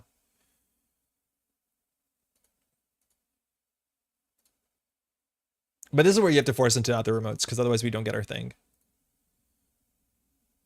2 net, Steel Skin, nice, and another running hot. I'm okay with that. Okay, cool. So now ablatives are turned on. We have no ice on R&D, but we can because the Stegodon can move it over. We just need to get like our off-world office in here. I think. I don't even know if that's good enough. What is this? It's a spin, right? Shibboleth. That's exactly good enough right now. Okay. This is not easy. How do we get out of this? We have no economy. I'm really feeling not having the Marylands or not having the Nikos. Like we have nothing that's giving us value from turn over turn, like off the table. All we have is ice and operations. A Managarm would be really, really powerful. So we can jam the off-world office if we want to take 3. The Magnet goes through for 1 credit. This goes through for maybe a Boomerang, but otherwise Host and 4 is pretty expensive. He doesn't have money though. He will have 6. If we do that, he's on game point. It's kind of difficult. R&D being wide open, I don't like it. I don't think we jam here unless we get a Managarm. Let's go. Okay, there you go. That's a lot safer. So now we can do like double install. Agenda, off-world office. The wage workers is now the threat. So here we can either do triple install credit, leaving R&D open, which is a bit risky. We have 2 Iquas in hand though. So 3, 6, 7, 8, 9, 10, 11, 12. So there's only 8 points in 21. That's not too bad. Yeah, that's not too bad. Border control and R&D is pretty butt. Yeah, we'll try this. We don't have another form of carry on the table, which would be pretty good. So I think we just do triple credit, double install. It's kind of hard to play Pinhole in Asa because it's one of those cards that like sits in your hand for a minute. Need that Maryland's? Yeah, Orbital, totally. I think we just need like, I actually kind of like Nico a fair bit modernly. Because it doesn't take up your server too long.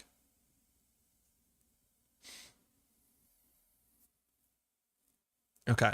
So here it's like really load bearing fermenter. Did this not go up? I thought that would be on 3.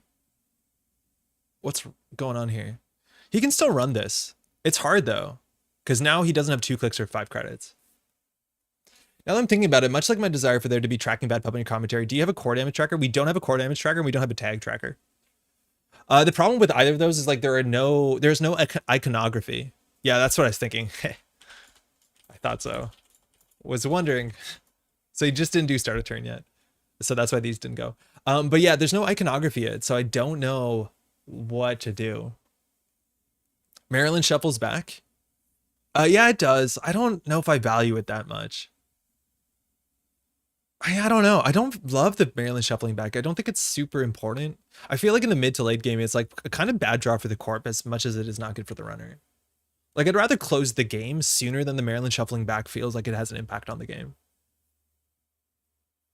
It's nice though some turns to have the ability to overinstall to force a shuffle so you can like install and then like draw with fully op or like, you know, like that play pattern doesn't show up that often. Like people I don't think respect it. What is this? It's a magnet. Oh, that's fine. It's 1 credit or 1 net damage. That's fine either way. Those Ontos would be nice right now. Yeah, it says every player playing against Essa. Those Ontos are always really, really nice. Imagine Salvo testing. We just speed run. 4 hand size. Strike fund is just a hedge fund. A sure gamble, excuse me. And now like Eric really needs to trash the spin doctor before he does any other sabotage stuff. In terms of sabotage stuff, right? Like we've seen every single marrow. This ablative is so good that we keep him a virus here, right? Like it's pretty expensive. If we had a Trank grid, we would install on top of it. But yeah, this is what you have to do. So, oh, right. Stegodon. We'll de-res the Foreman carry. I think that might be wrong. But like we want to keep things here because there's 2 ablatives on the table. So like for the first ablative, you can do a Tranquility grid. For the second ablative, you can do a virus and install on top of it, which is so goofy. You can also do the Spin Doctor, of course. And I think we actually want to keep a Spin Doctor because double ablatives means you just can't run HQ anymore. Probably want to shuffle that back, let's be honest. And then this is where it gets interesting. It's worse, Eric. It turns out it's worse. And then from here, like I want these. I think the Spin Doctor is like so important with an ablative on the table. The problem is like we only have one more ablative and we stack the two ablatives. If we spread the ablatives out, it's like hard for him to run either of these two central servers. Now it's like you just can't run HQ because HQ is kind of cursed.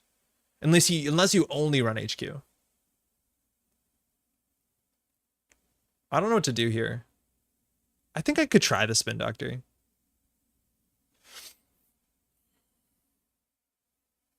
Oh, that was his last click? Oh, that changed the math on that a bit. Excuse me. That was his last click? I didn't realize that. I think we would have shuffled back something else. That's okay. Sabotage. Genuinely thinking getting rid of the border control. Like this doesn't actually do that much, considering all our attacks is attached to the Managarm Formicary combo. You can get Formicary on the table? Yeah, that's what the ablatives do eventually. Like, it's okay. It's no rush. This is our second hand. This is HQ number 2. Banhar on HQ. All right, we're gonna have to res some stuff here. This is where the Chistushka comes down for 2 credits, and then like we purge out the Fermenter and all that other stuff too. Oh, Cycling Ghost Tongues. I was wondering if he's gonna do that. So we can get rid of a Managarm, it's fine. We get rid of Rashida. That's okay. So here, if we score an Ikawa, it puts us in that ugly spot that like a lot of times the 3-1 gets you to.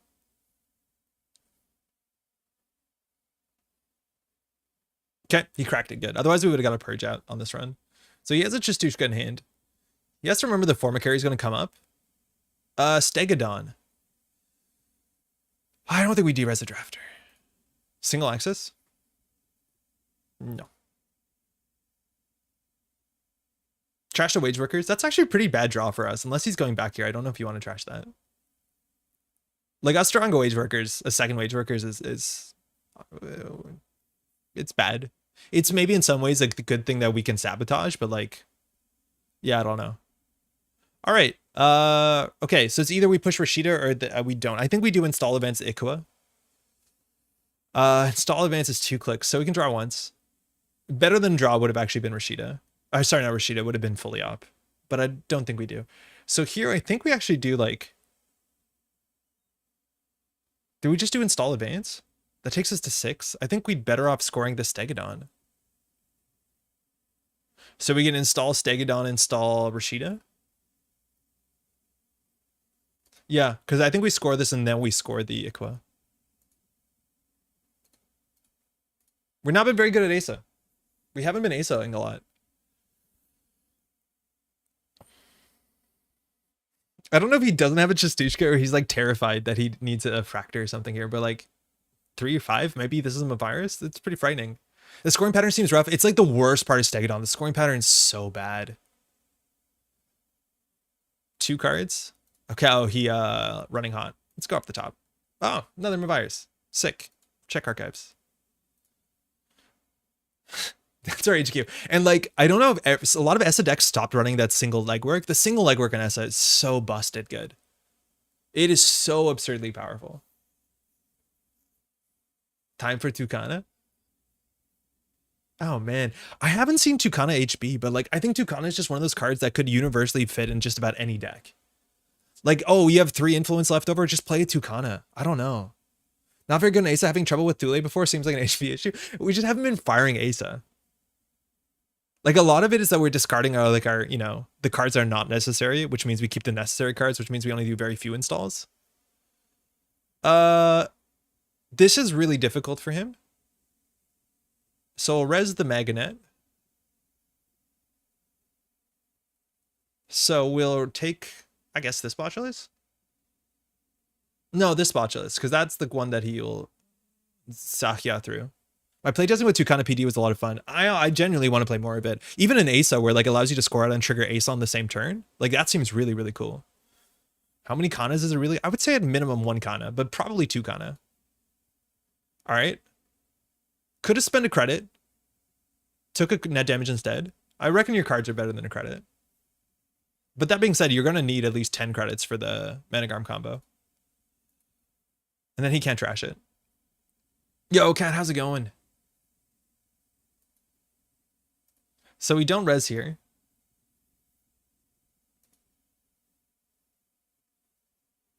We res this.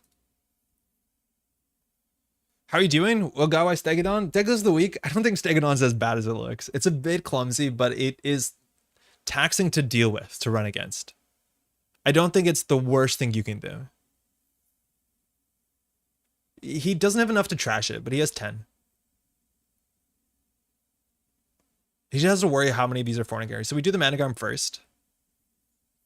Have you tried out the Timely Taya archetype yet? I haven't. There's so much of Taya we haven't played yet. Oh, he jacks out. He actually could have done it. He technically could have done it. I think he's respecting that we do like triple advance into Ikua Seamless. If that's the case, he needs to deal with this Wage Workers. I've liked Vovo and Asa. Vovo is something we should probably be playing. I don't know if we can afford to de-res this Magnet. We're holding all but one Ikua.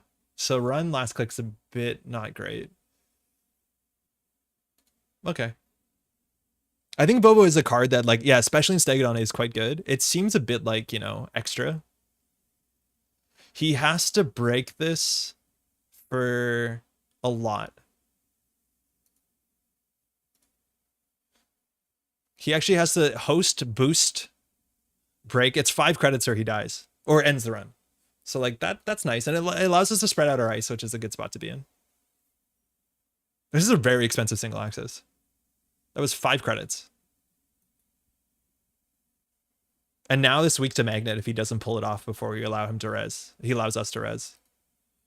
You have to remember that Ika can be eaten by Magnet. It's like such a niche interaction. Okay. Does the coupon just travel around with the Formicary now? The Ika, yeah, the Ika does. But we'll de-res it, and if we de-res it, it'll still travel around, yeah. So we could do triple advance and then jam. Double. Choose a card to trash. Huh. Should have considered that. What's our play here? I'm excited to watch people who haven't practiced this enough in person play. This is that world's to go to time every game. It does go to time. It does go to time. But I think also like runners need to know how to play against it. They're getting better. Can't run your remote anymore, basically. It's hard. He could. So like I kind of just want to jam the Ikua and then like hope it holds. We just don't have a lot of money to do that. Let's go up the top. Nah, that was bad. So what do we install in that? If we install the Rashida, it's a Rashida. If we install the Spin Doctor, probably have to install the Spin Doctor. That was probably not the best we could have done. Getting a Formicary on the table is important too. I just don't think we have to do it this turn. Just kidding.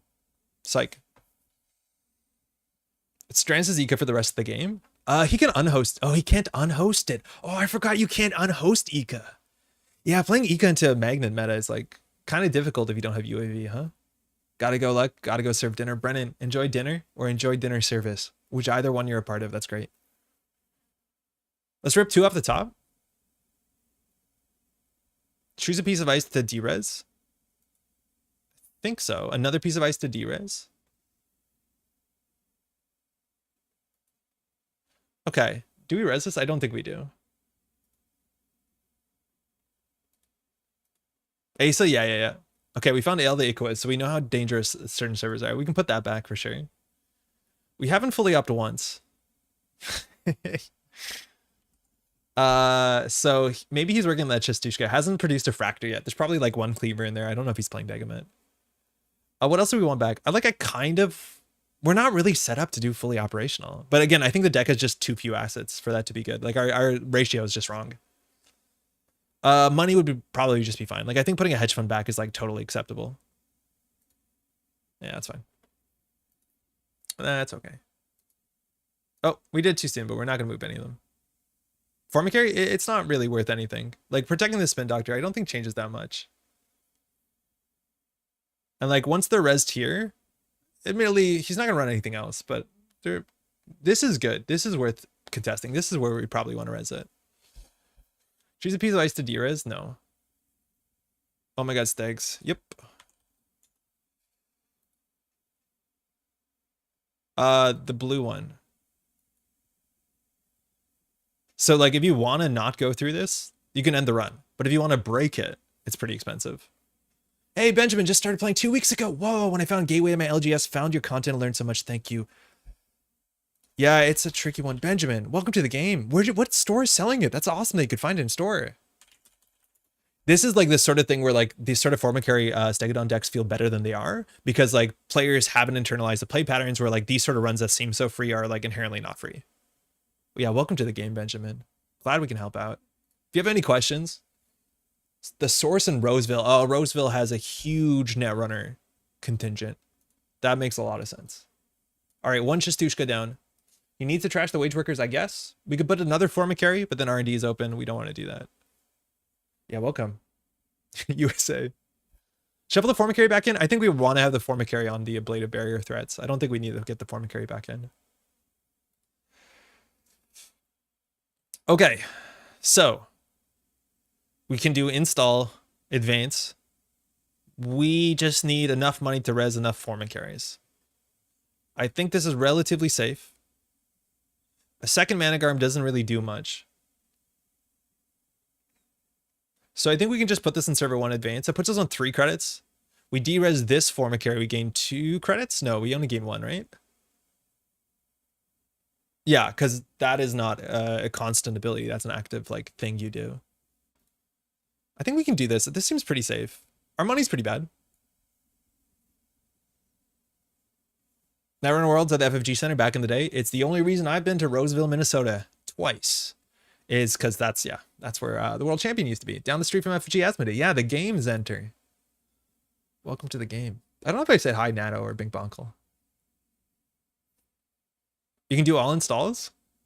Well, with the wage workers down. I don't want to install this wage workers and res it because we'd have no money. We need at least 3 credits to score this out. It is this turn that you have to do something. If only we still had the fully op. I know, yeah. The fully op would have been better. Not necessary, but obviously better. But my discards have been a bit weird. He has 1 click left to figure it out here.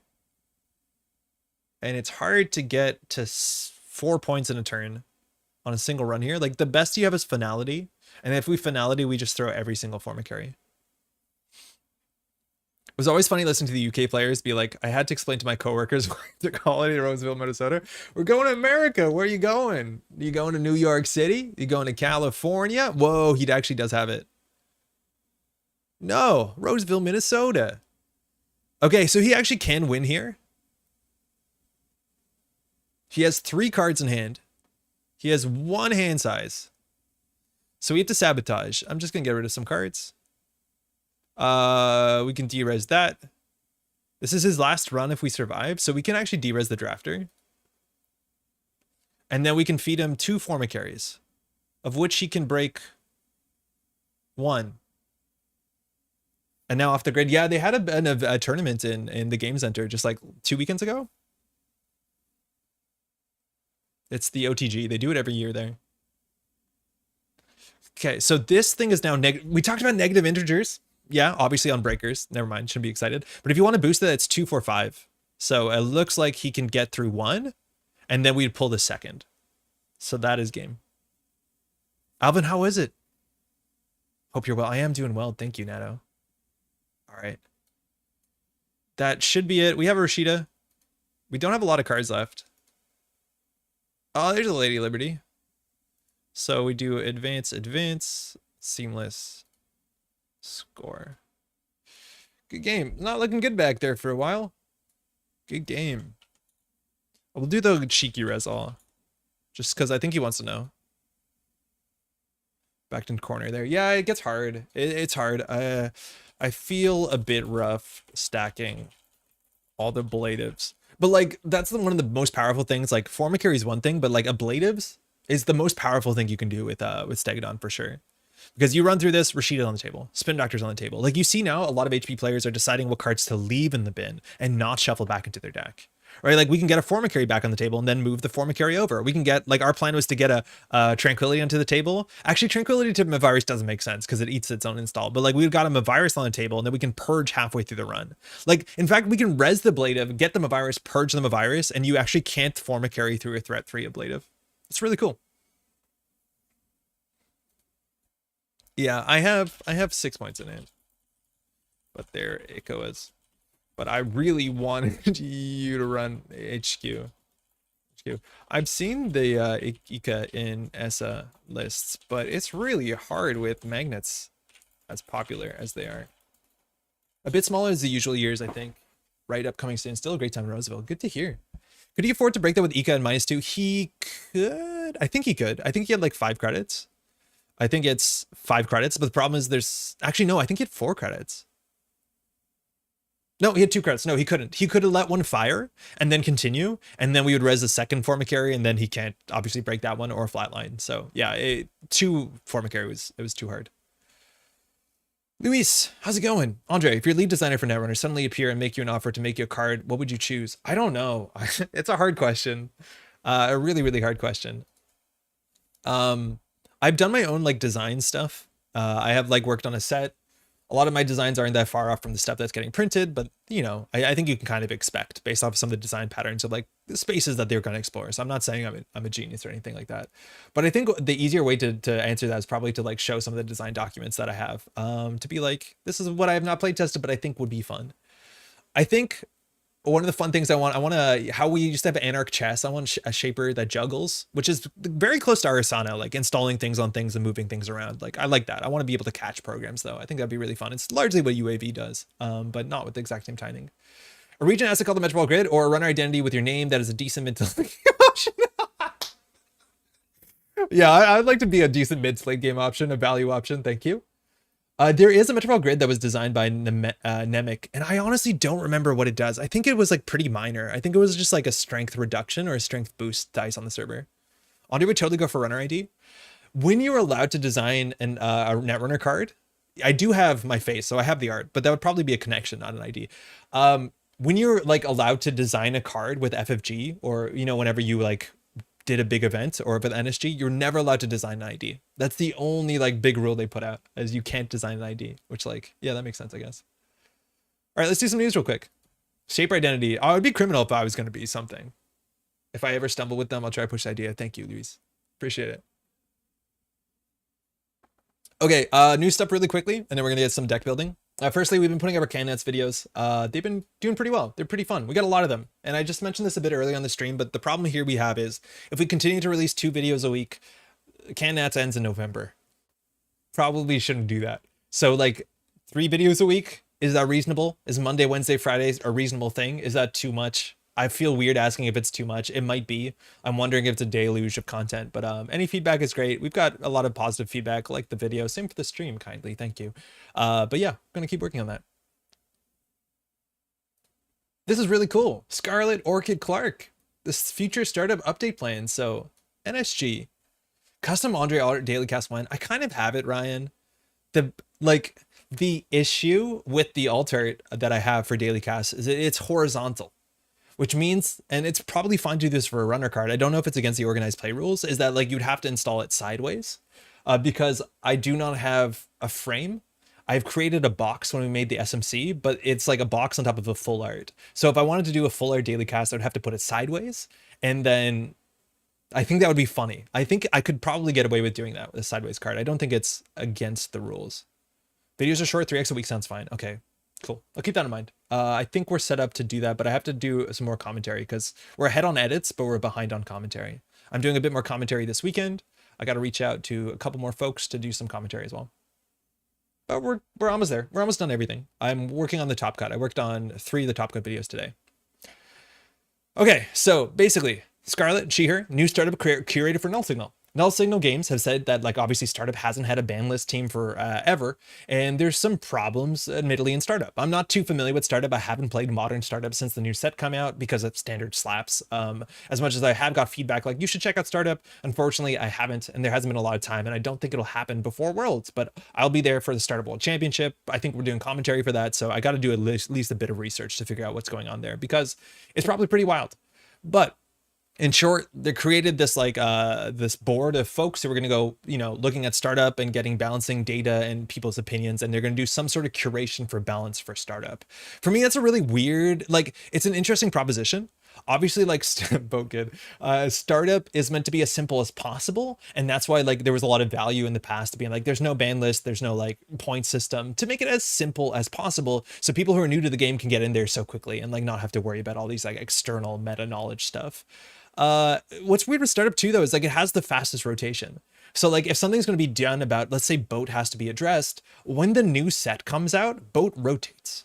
So like if the new set comes out at the end of this year, which I'm not sure if that's the case, but if it does come out in December, like it did last year, like, are they going to do a ban list change between mid-October and December? I don't know. And like, that's a really weird thing about Startup, or the ban in Startup, any sort of balance thing, is like, it has to be relatively quick because that has the most volatile rotation. And so like, there's a chance, you just wait for the Endurance to leave, you wait for Drago to leave, something like that. But this is definitely really, really exciting. Scarlett talks about what their goal is. One big thing that they talk about is like, right now there's very little Startup data. And that's obviously a big difference with Standard, is there's so much online data. There is like, DECKLISTS posted all the time on Netrunner DB. There's, you can watch entire VODs of tournaments. You can hear how people talk about things. And for Startup, there's just not enough data publicly to be able to like get very, very good, maths. Like Jeffs does, his streams. He did a stream last week diving into the data of Continentals. I find that stuff absolutely fascinating. So yeah, go to Startup events, claim your decks on Always Be Running, look out for announcements. Basically, the more that you put into Startup, the easier it is for the balance team. So this is pretty great. She does say that there will be no changes before Worlds. Definitely worth noting. I don't think that's a surprise, considering we got the SBL for Standard recently. So if you want to get prepared for the Startup World Championship, the meta that now will be the meta for Worlds. So you don't have to worry about any last minute changes, but they will be looking at it after that. Loving the CanNets videos. Oh, Nato, appreciate it. This is cool. It's really exciting to see Startup, something to be done about it. I think Startup probably, like, I don't know, Startup was like a much bigger deal, unfortunately, a year ago. And right now, I think, like, at least that's the way I've been saying it, is like, if you're new to the game, you can get into Standard. It's actually not that hard. That's not a reason not to do Startup. I think there's some good reasons to do Startup. Certain metas just play Startup. So like, sometimes it's not up to you, as maybe as a bummer that is, but like Startup can be cool. I don't know enough if it is or not, but Standard, I promise you, is amazing. So at least there's that. Yo, Pat, how's it going? How you doing, man? New podcast. PSK and Yakuza joined on the last episode of the Null Signal Station, talking about the prep for Worlds, Crown of Servers. It's a good listen, talking about all the cool prize support and what's happening in the future. I also missed the end of the Javi interview in the Synchron Javi episode, and I went back and listened to that. And Javi explained the whole thing about like the NGO front has, Barcelona in it. And I felt like an absolute get, because I should have known that before. Startup is a lot harder to find on JNet. Yeah, Startup is a lot harder to find in general. I just think it's not as popular as, like, a year ago, when Standard encompassed more of FFG, so it was harder for new players to find that product or get into the game because it was more intimidating, and when Standard was less healthy in some ways, there was like a pretty even mix if you go on JNet of Startup and Standard, and I feel like it's not exactly that way. And I think there's two reasons. Firstly, like, some people have just been tired of Startup being like the boat meta or whatever it actually is. I don't honestly know. And the fact that like Standard kind of slaps right now. We're converting Startup players to Standard again today. I'm just talking about the changes. It's cool. It's commentating number 2, good stuff in the vids too, Pat. I've said this before, but like, I think I was nervous, and I think Pat was nervous doing commentary for the CanNat stuff, because we hadn't done commentary. Pat hasn't done commentary, period, for like 6 years. And I want to say he did a better job than I think he thought he would, and a better job than I thought he would. He did a damn good job, and I'm excited to do more commentary with him. I love giving backhanded compliments consistently. But no, for real, Pat, that was really great. Super excited about it. Okay, we're gonna get to some deck building. It's 10:30. I just want to talk about this really quickly because I spent a bit too much time on this today, because it was something that came up and I'm fascinated by it. You know this die? This is the die, the Mark die. Maybe like 200 people have this, the folks that went to Worlds in Toronto last year, including myself. And it's a die you're meant to roll to determine your mark. And somebody rolled this die once on CanNats. because there was Carpe Diem in an Anarch deck. So Diogene rolled his die and he rolled HQ. And we've been talking about this a bit on the channel. Understanding, is this a die that should be used in competitive play? Is this a fair and balanced die? So I had to roll it a lot. And I come up with some weird solutions, because I think we talked on Tuesday. I know Anarcho was in chat. I'm pretty sure Anarcho said, like, this should not be used competitively. This is not a rule from OP, but I don't think this is a balanced die. So if you're going to an event rolling this, should you be? So we did some numbers, right? Pretty normal. I rolled it 50 times and I came up with this distribution. Archive's a bit heavy, but not what you wouldn't expect. If anyone's smarter at numbers, let me know if I did a bad job here. But we did do this 50 rolls and we got slightly more than a third. I did it again. Pretty balanced. Things are looking pretty good. I asked my partner to do it. Slightly more archives. I still think this is within what you'd expect this to be, but these are the numbers that I got.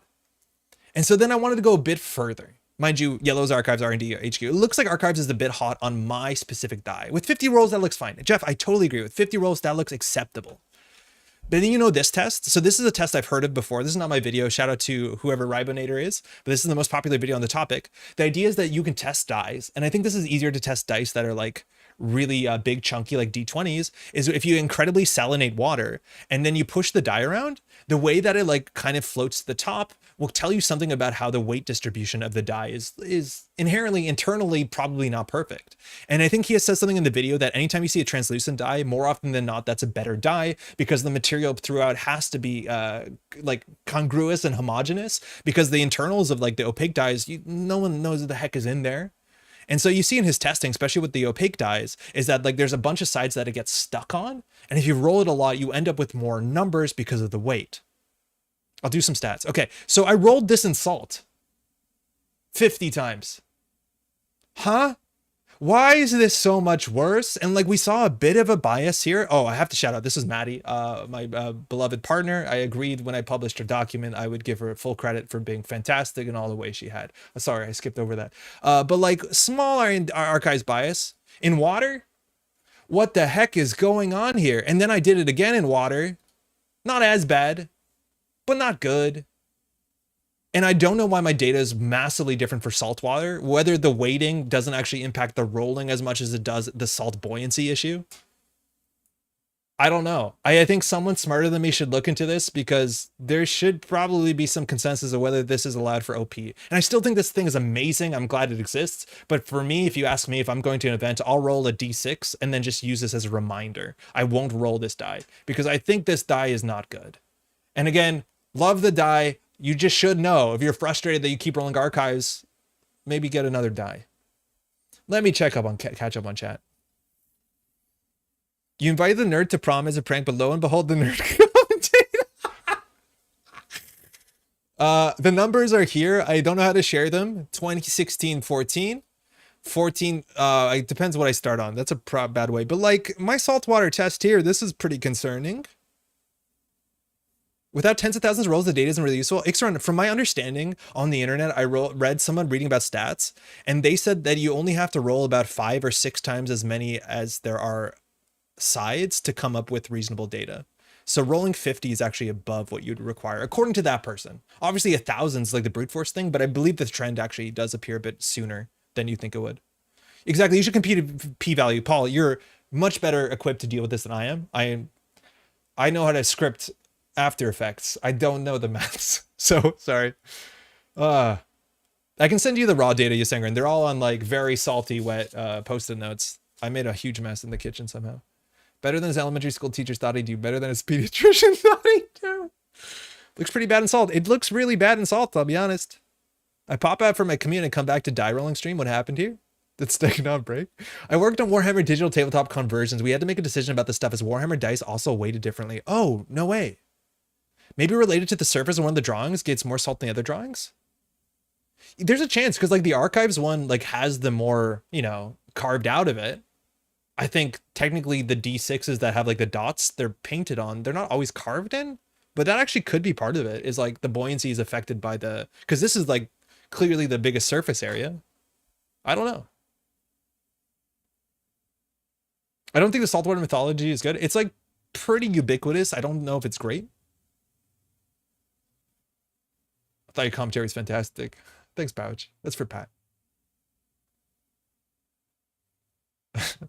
Null signal things and market mechanics too strong. Exactly as good as Patch Server thought he'd do. Salty wet post.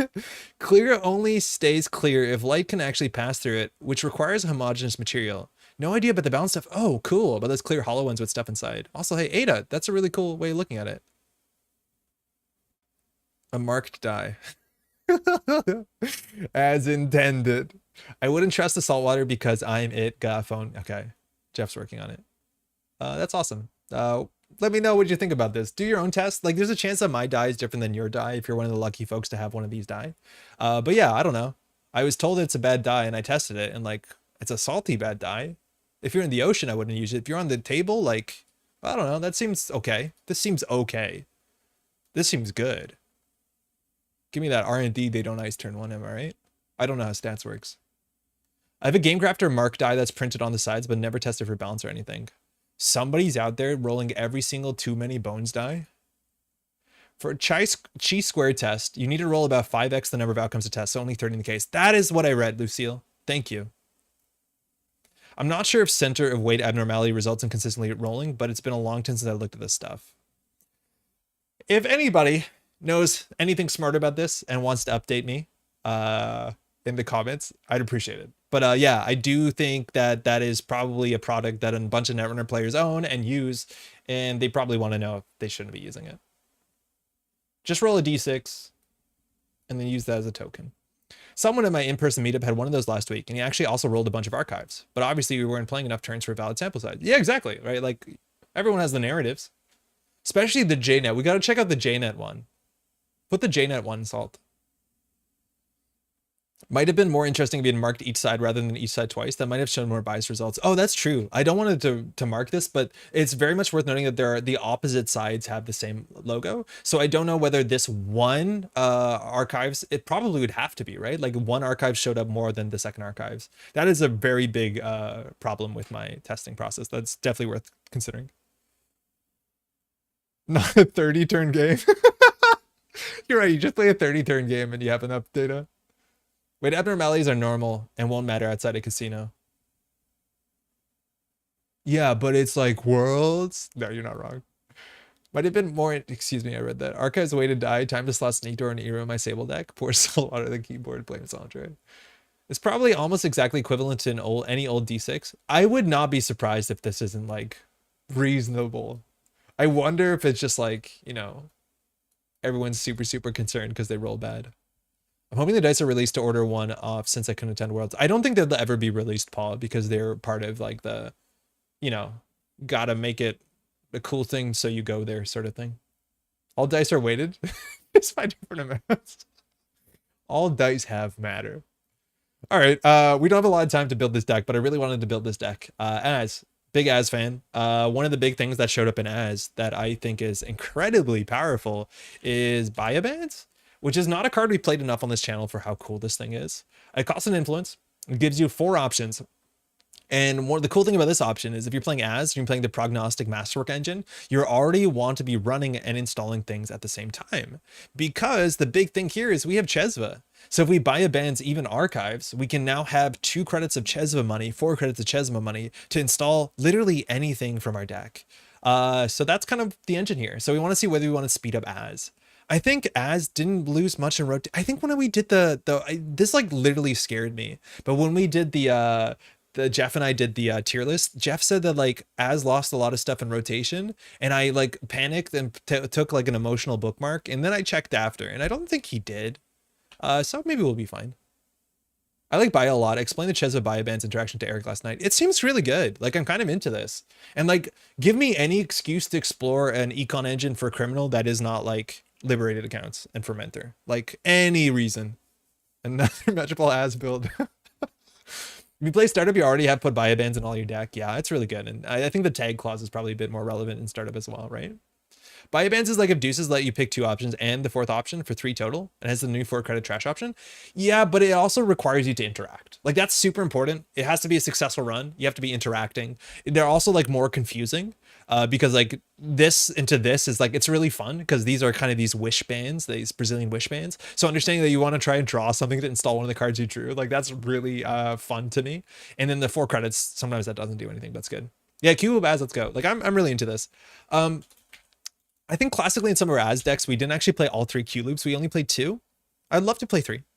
We definitely will play all the Masterworks. The big question mark is, what is our actual breaker suite? We can get our breaker suite cheaply down Prognostic Q loop, that's for sure. And like we could play Revolver and Shibboleth and like Kurapira. And with Chesva, that kind of helps a bit. But we also could play Matryoshka, which I think I've been playing a bit too much Matryoshka Chesva because of the snake draft. I haven't got more games in, but you know what I mean? Like we probably should slow down a bit.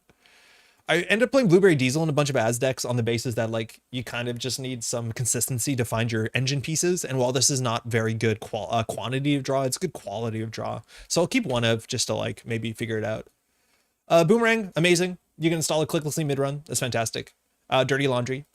I generally don't know whether we can play a UAV list. I think that's the next thing we'd probably explore is like playing a Rubicon Switch Sassy D-Res deck. But I feel like that's going to pollute the entire space of what we're doing with this Az deck. Q-Loop, the cool card. Q-Loop is like such the cool card. It is incredibly the cool card. We are just missing a card that lets us put something from our hand on top of our deck. And there used to be a card that did that back in the day, but I would love to be able to like get a Trojan on top of our deck. But we can't do that.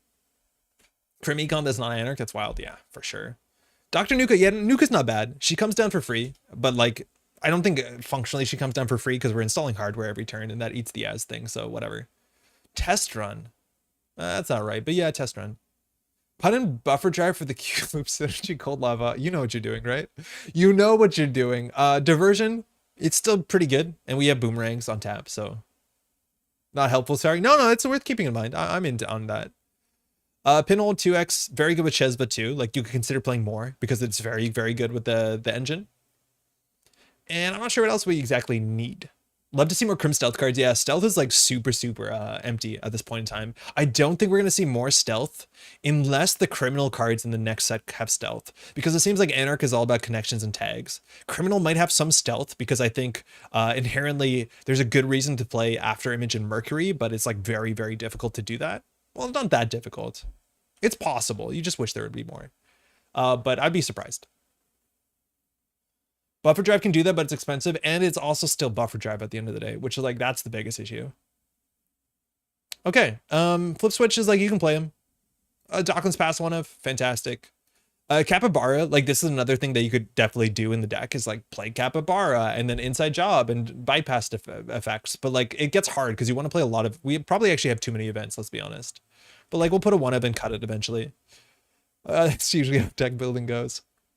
What else do we want? Poison Vial works with Boomerang. I would argue that it's probably not necessary. There's not that many cards that have more than that many subroutines. So I'm surprised Chesva wasn't Stealth. If Chesva was Stealth, it'd be absurdly busted. We'll do one Wake. I think we have to do Zenith because otherwise it's hard for us to get like tempo off of the archive run that we're going to do pretty consistently. So I guess we are going to take a core damage. Buckle up. This sneaks up on you. Gotta say I love 2 Andres a week. Cintern, how's it going? That's very kind. Hopefully you're doing well. Cybernex and Trem. I would argue that Trem is probably not as good as Kurapira. Cause like, okay, so the berries we're seeing in the format are either really low strength or really, really big strength. And Tremolo, like only in the mid game does it deal with the low strength stuff. And that's the stuff that you have to deal with early, right? So like heaven forbid ping 6 to get through a ping. Like absolutely throw me into the ocean. But like Kurapira is at least, I don't know. I think Kurapira is so playable. My hedgehog is sick, so times kind of suck. Oh, I'm sorry to hear that. What's your hedgehog's name? I hope your hedgehog is doing okay. We call hedgehogs ježes in Slovenian, and it's a very fun word. Machi. Machi. Combo's great with Lago. It's almost like I'm playing Max again. Wait, Ada? Don't knock the cat vids? Wait, Ada, what are you talking about? Capybara.jpg, I want to make it work, but D-Res feels weird to splash into without a build around Los. I think Capybara is like kind of like Hippo.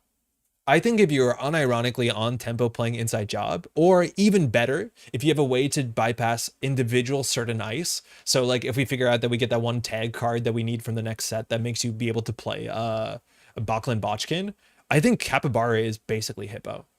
The problem right now is that you can only derez on an inside job run, and then it's only the outermost, and then they don't put their good ice on the outermost. So you need Capybara with the ability to derez whatever you want, which like Bachlan Botchkin is a much better card than the amount of play it sees. But now the bigger issue is like there's no great way to on-tempo remove tags. And obviously the next part of Liberation Cycle, look at the Anarch cards. They're all going to say remove a tag on them or something.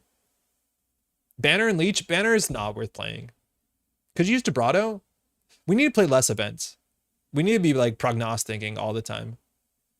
Like Gachapon doesn't install hardware. Pew Pew laser beams? Yeah, Pew Pew laser beams, but like you want to derez a brand. Yeah, Pew Pew laser beams is the closest to it. So cool, you have a pet hedgehog. You solved my fever dream deck? I don't know what I did, but yeah, you're welcome. MU gets a bit clogged. I think we could maybe work on some MU cards here, because we have to install a bunch of Chesva. So like if you want to install to make that run on archives really cheap, you want to put a bankroll, like you literally can't. Backstitching Capybara is great. Oh, that's a cool one. That is cool. That's like closer to what we want. Let's run one Kurapira. I think Carmen is so incredibly overrated. Can we just put 2 guns in here? Hopefully we win before that matters. Time for DZ? Yeah, maybe. And like this deck actually unironically probably plays Hushuk as much as I don't like Hushuk.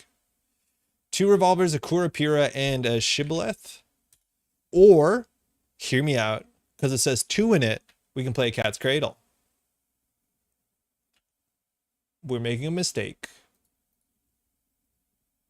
Thanks for kind words. Of course. I've been cooking NAS this week, and after much duress, I made it Sable. Lazy, I don't think you need to do that.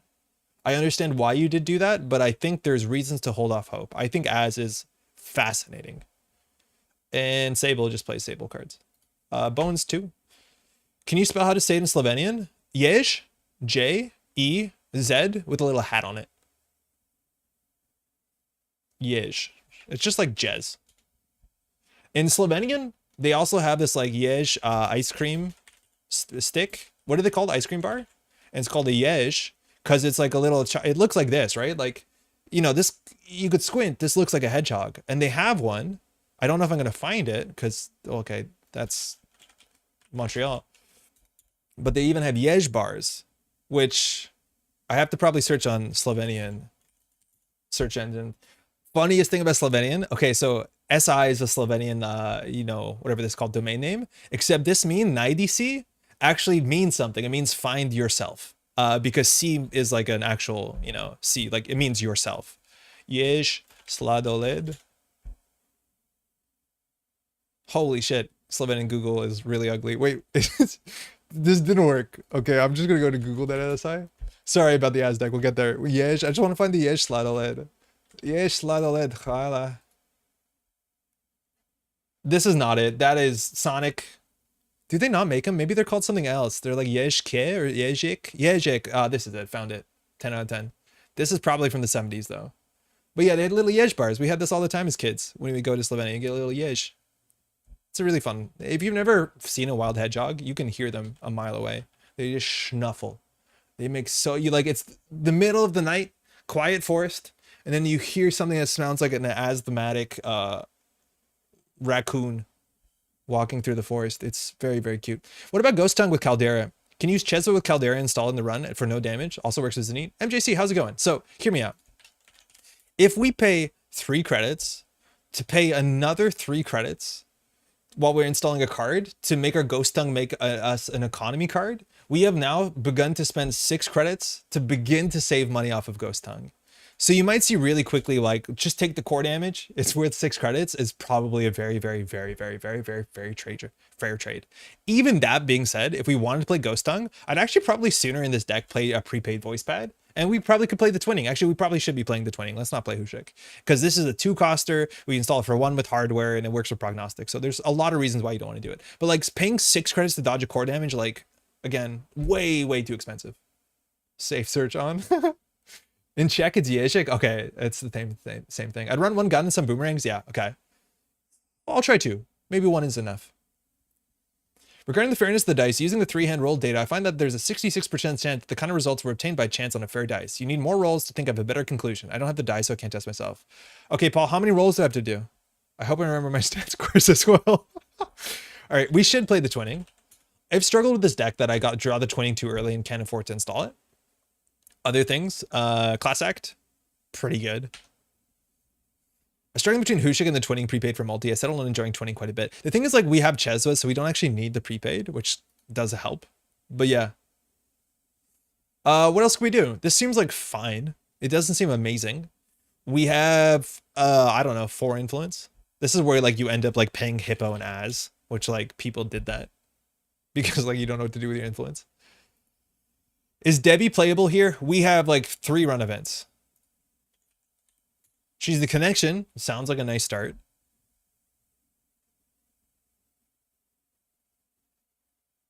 Ignore me? Yes. No, Bink. I'm not ignoring you. I'm playing 1 because we have more than 3 run events. We have 3, 6, 9, 12, 13, 14. She comes in for nocredits.com. It's overkill. Like, we don't not need twinning charges off things. But why the heck not? You can use her credits for prognostic Q loop. I will do anything to play a criminal econ engine that isn't just Anarch cards. Simulchip to reload gun. It probably would be reasonable just to play another gun. Because we don't have that much value with the Simulchip, and then you have to trash the gun to install the gun, so you're probably better off just installing the second gun. If we had other things, like other programs, like, I don't know, Sassies or something like that, yeah. Why do they make Crim so nerdy? What are you talking about? This guy has a damn hand cannon. This guy shoots corporations from, like, across the hall. Value wheels.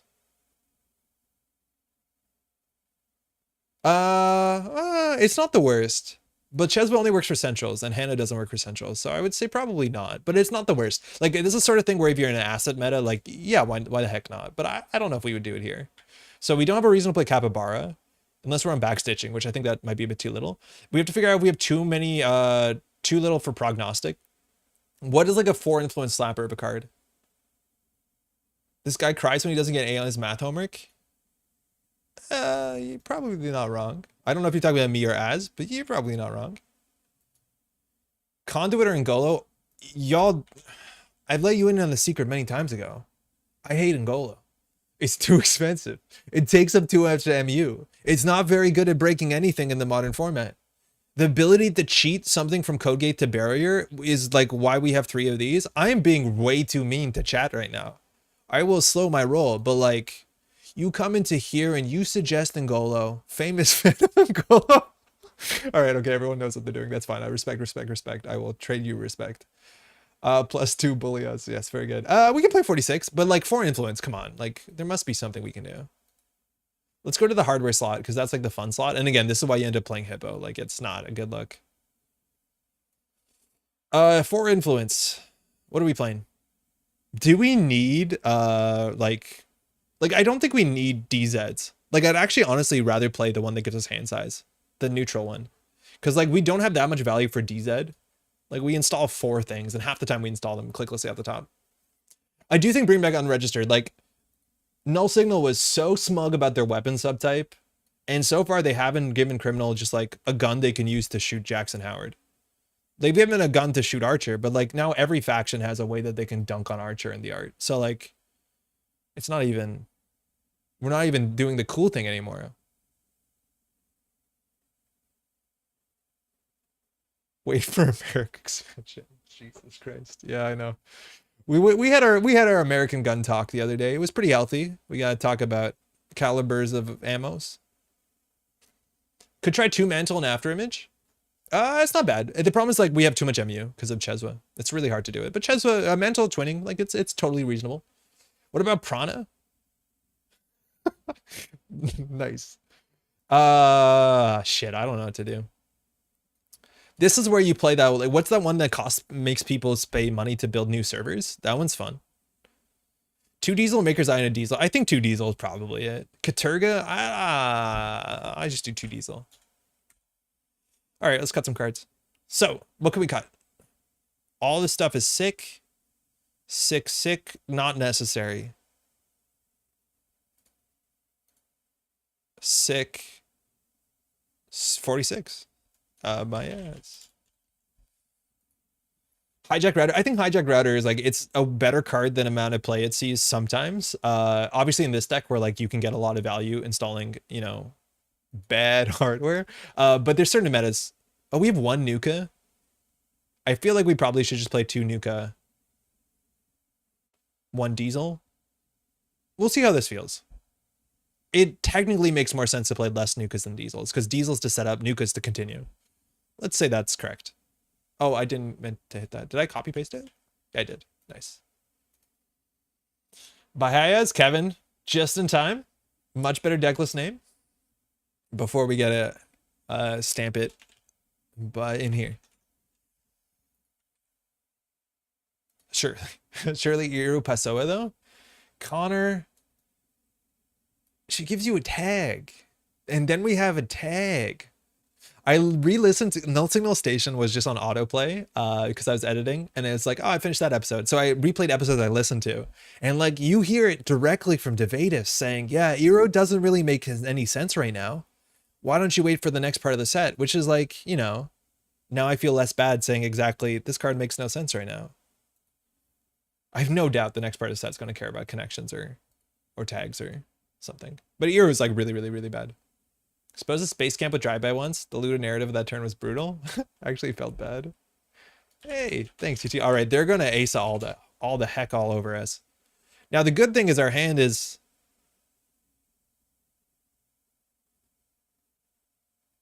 So it's worth knowing Baya Bands if the Zenith doesn't work. We want to open with Masterwork. We want to open with Prog technically, but we also want to open with Chesva. I don't think this hand is worth it. Miss Bones would be good. That's a better hand. Are you ready to like tempo rush down Baya Banes into Dr. Nuka? It's gonna be sick. Actually, we waste our value on it because she comes in for free. This is where like you can't buy a Banes remote server, but hey, we talked about this playline. You just run it. Nothing bad can happen to you. Congratulations, we're in. So weird they put her in the first half.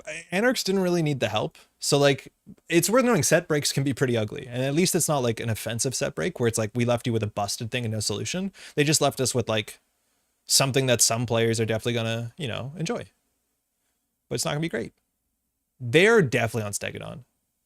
It's a wave. They got a bloop to hand. Our guns are gonna run out of bullets very quickly. Nico?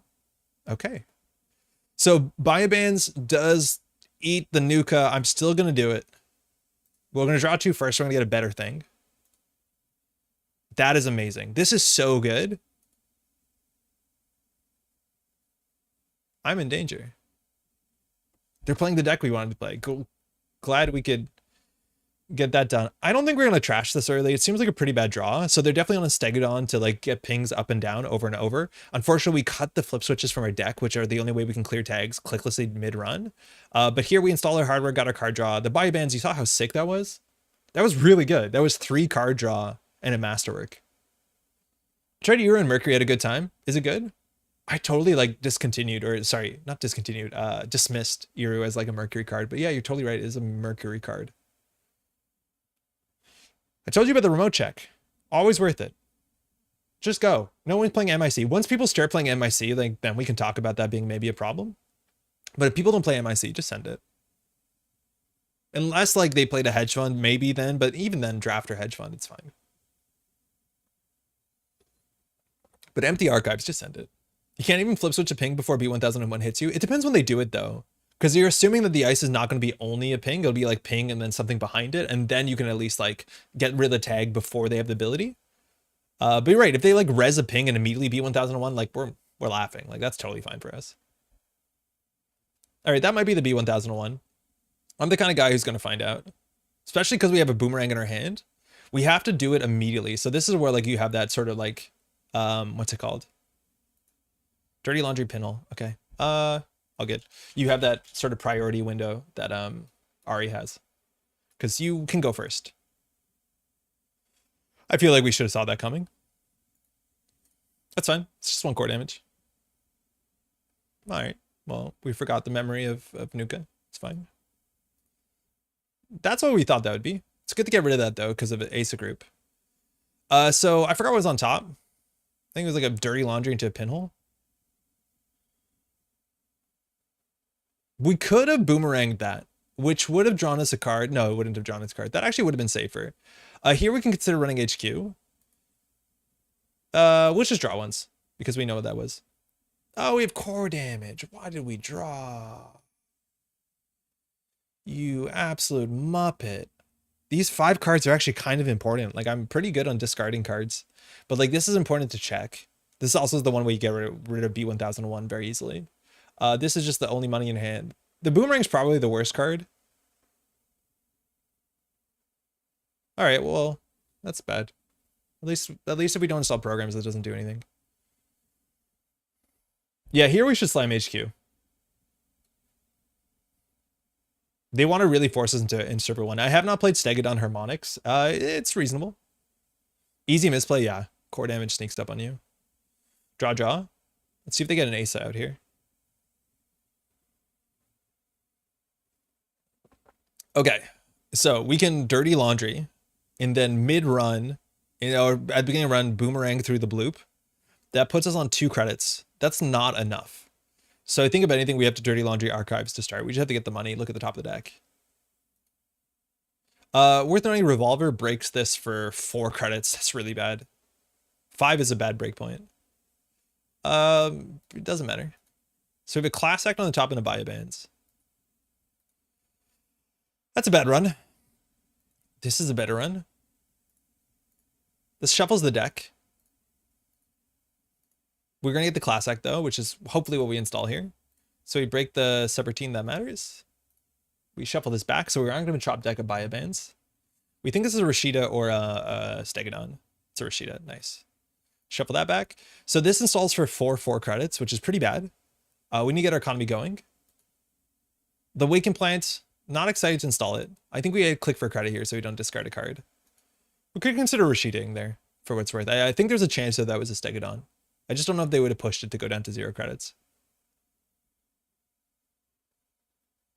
This is good. They need to force us into other stuff. Okay, Spin Doctor. We don't have to run that. Now, if they install 2 cards here, we can always like pinhole and see if they like crack the Spin Doctor. That's always fun. And at least this one ate their Asa trigger too, which is great. But now like, yeah, at least Revolver's pretty bad into this, so we don't feel too rough. All right, we're gonna run archives here for sure. It probably will force a shuffle. I guess we could draw once for like a Chesva. Okay, we can install that clicklessly. We just need a Chesva for sure. So I think we want to look at the top first. Biobands into Boomerang. So ideally we biobands the Docklands. So if we install something, we draw the biobands. This installs for 1 and draws a card. Yeah. I think they will fix their flood though with the Spin Doctor. If there's no agendas here, we just send it HQ. Yeah. So unfortunately, we waited a bit too long and now they're going to fix HQ. Okay. Hey, Schmendrix, happy Friday Eve. How you doing? I'm doing good. We don't have economy here. Again, just about all our economies are tied to running. We have actually probably very little to no non-interaction economy. Like whether we just have to put telework or, heaven forbid, liberated back here. Revolver makes me feel so sad. It's honestly not that bad. 2 credits for Drafter is pretty good. It's pretty good. It's ugly into a lot of other stuff. It's only really good into unsell. So actually maybe it's not worth playing. Huh. So I don't think we can afford to buy bands here. I think we just do credits and throw out the Waken Plant. This is really bad. This feels bad. We probably should just be sending it. It's just unfortunately by that Spin Doctor. Maybe we should run R&D there. The issue though is like if we allow them to res some of their like harmonics, we're in a bad spot. Yeah, this is difficult. I don't feel great about this. I think if we had a Chesva, we'd feel a lot better. You think that's a Stegodon?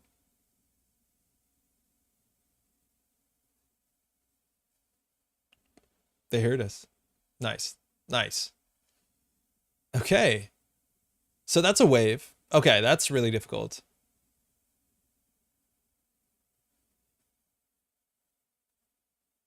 So this is really interesting. If we buy a Banes, we can see the top of the deck and then draw one of them, install one of them. Can't be the right play, but I feel like they're going to like, you know, push off here. At least it has to be Rashida for it to be really good. Nico's tempo positive. I'm going to buy Bands Archives. It's not a great run. But we got to see what we're drawing to. Boomerang is on the top and to pinhole threading. So we can always like install the boomerang with the masterwork. I mean, with the prognostic, it costs us 2 credits. Otherwise, we're going to draw the boomerang. That's fine.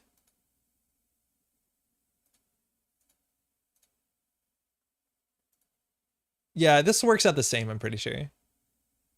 We still have the ability to use, like, the click compression there is really good. Sad to discard win cons, yeah, but we have the twinning. It's, like, not necessary.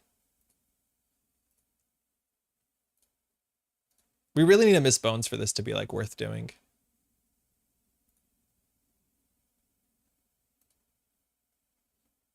Maryland, I think we have to trash that. We can't let a Maryland be in there, let alone it hits a fully ops. It just, our money is obviously, like, pretty butt. We're assuming that's an echo or something. If we pinhole threading, we're looking for 2 of Rashida. This looks really, really bad for us. Like, we just don't have economy. I'm just like holding this class act forever. If they install a Stegodon here, I think we're okay with the sports state. If they go down to 1 credit, 2 credits, if they derez a bloop, they can't derez a bloop. 6 credits. You think we just send it? I think we send it HQ. We have Docklands Pass. Like, whatever. Diversion, dirty. Okay, all good. So we are stranded. We can't do anything here. Magnet, great. So we have a diversion coming up. We have a dirty laundry coming up. We can run R&D here. I tried a couple daily casts on my list and I wasn't crazy about it. I couldn't solve the con problem. I wonder if we do UAV. Nico. We don't want them to have that. We can run back. We're not doing anything though. Like, we're not getting the clickless card draw. Hagen. That's fine. Credit. Oh, that's so bad. Like, that's just not a good turn. See 2 cards, gain a credit. The best thing is they res the magnet, which they obviously have something in there. So now we have to draw through our diversions. How much hardware do we have in the list? That could be anything. 12, not that many actually. I don't mind daily cast. I think daily cast is fine. Uh-oh, okay. Defensive upgrades, that's where it gets hard. I wonder if they're on Jupe stat. We have no way to contest that anytime soon. We can always run R&D. We know they have a Hagen in hand. That's all we know. So we have to draw through to the dirty laundry. If we dirty laundry archives, we only have 1 credit, which means we can't functionally use the masterwork, but we have to do this. Dirty laundry Chesva. Okay, well, we're getting there. The problem is, like, we can only use masterwork for hardware. So it's dirty laundry Chesva. So we have to discard a card here. We install the class act for 3. That's probably fine. We're going to draw into dirty laundry. Yeah, that's okay. But we just need boomerang into diversion as much as they can probably duck a bunch of it. I wonder if there's a Lady Liberty in server 1. I guess some of these decks are on Sansan because, like, it's a nice way to force you to run a server after you've scored out a Stegodon. But, like, ping 9 for Stegodon seems totally fine for us. They need Ice of Archives like a year ago. And they have a Hagen to do it. I shouldn't say this because then the more we say it, the more it happens. Maybe they'd be like, oh, 2 dirty laundries are out. But, like, as soon as they Ice of Archives, like, we're getting no money, no value. We have to face check. Okay, Clown Car. Overinstalled too.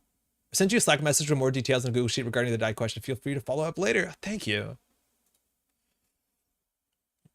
Okay, unfortunately, we just don't have enough hardware here for the Masterwork engine. But this is where, like, we would love to get a flip switch clicklessly. They double iced as well, so they're on 8 credits.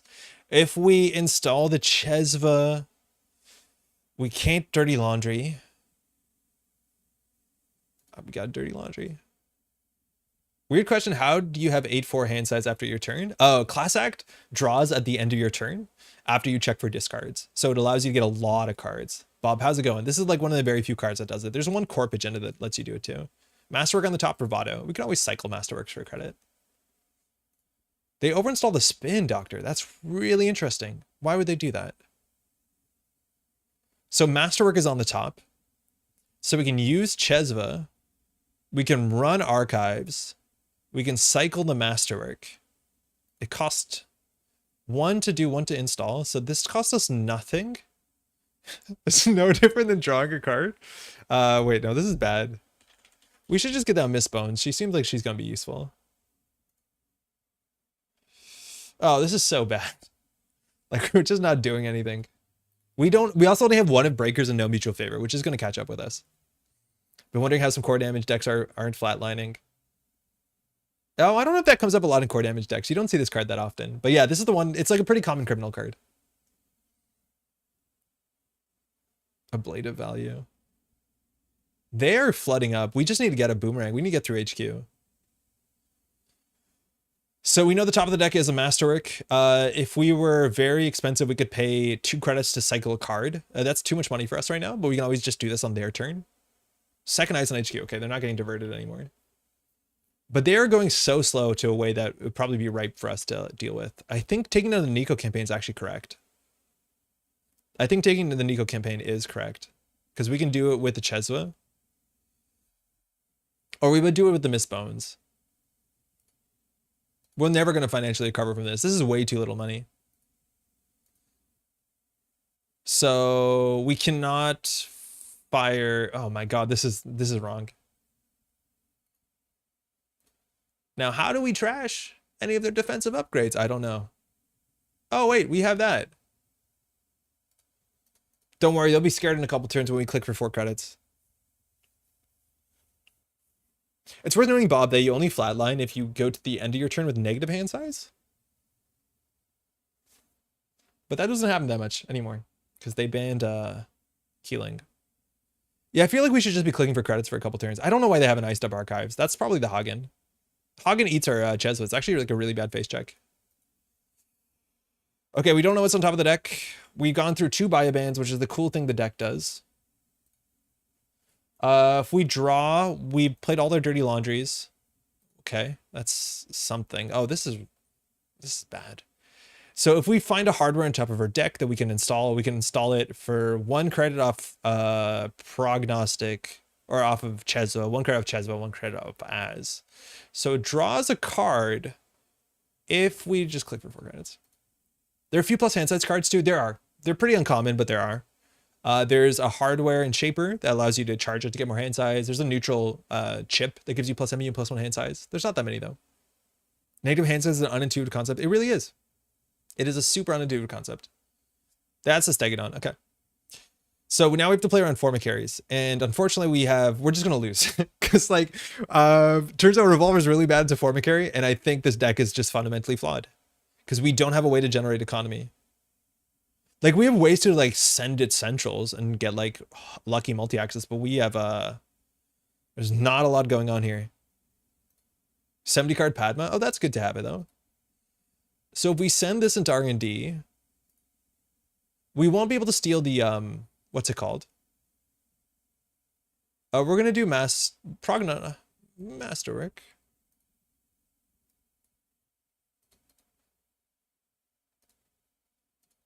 We won't be able to steal Luminal. Sorry, not Luminal. Echo. I should probably click for credit here. So it's a prognostic into Mistbones. Okay.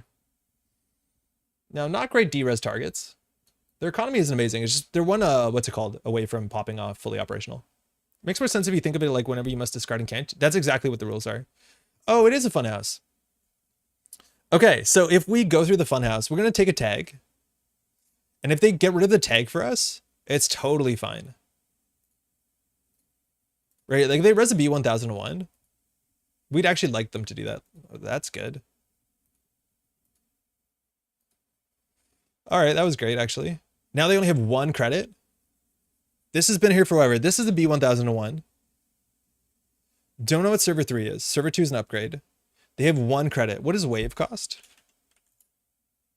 Wave costs 2. They haven't used their Stegodon though, so it's functionally like they have 2 credits. We definitely have to clear the tag. Let's, not mess that up. A Blade of It isn't online. We can run server 1. If they de-res something to res a wave, we can just jack out. We can install a boomerang. No, we're fine. We don't know the top of the deck anymore. Bankroll for eco because I like cards are bad. I don't... Shh.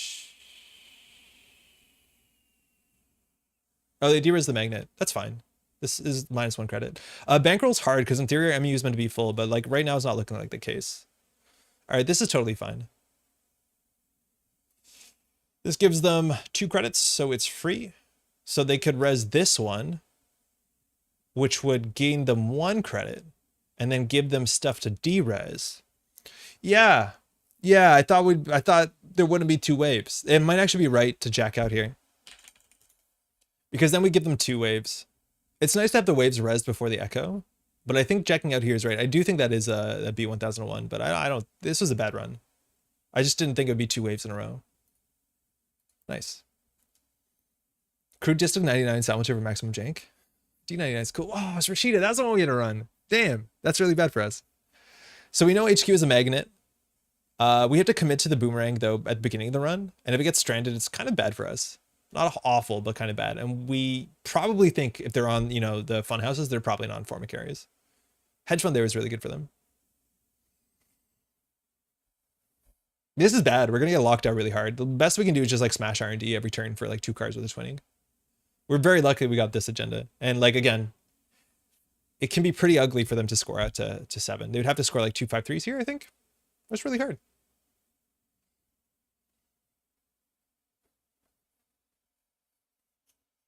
I think we'd be happy with bankroll though. Like the idea that we fill up our MU is kind of a pipe dream. That being said, like if Milk iced up archives a long time ago, we'd be in a really bad spot. All right, draws unknown. Zenit. It's a neat. I think we take the money though.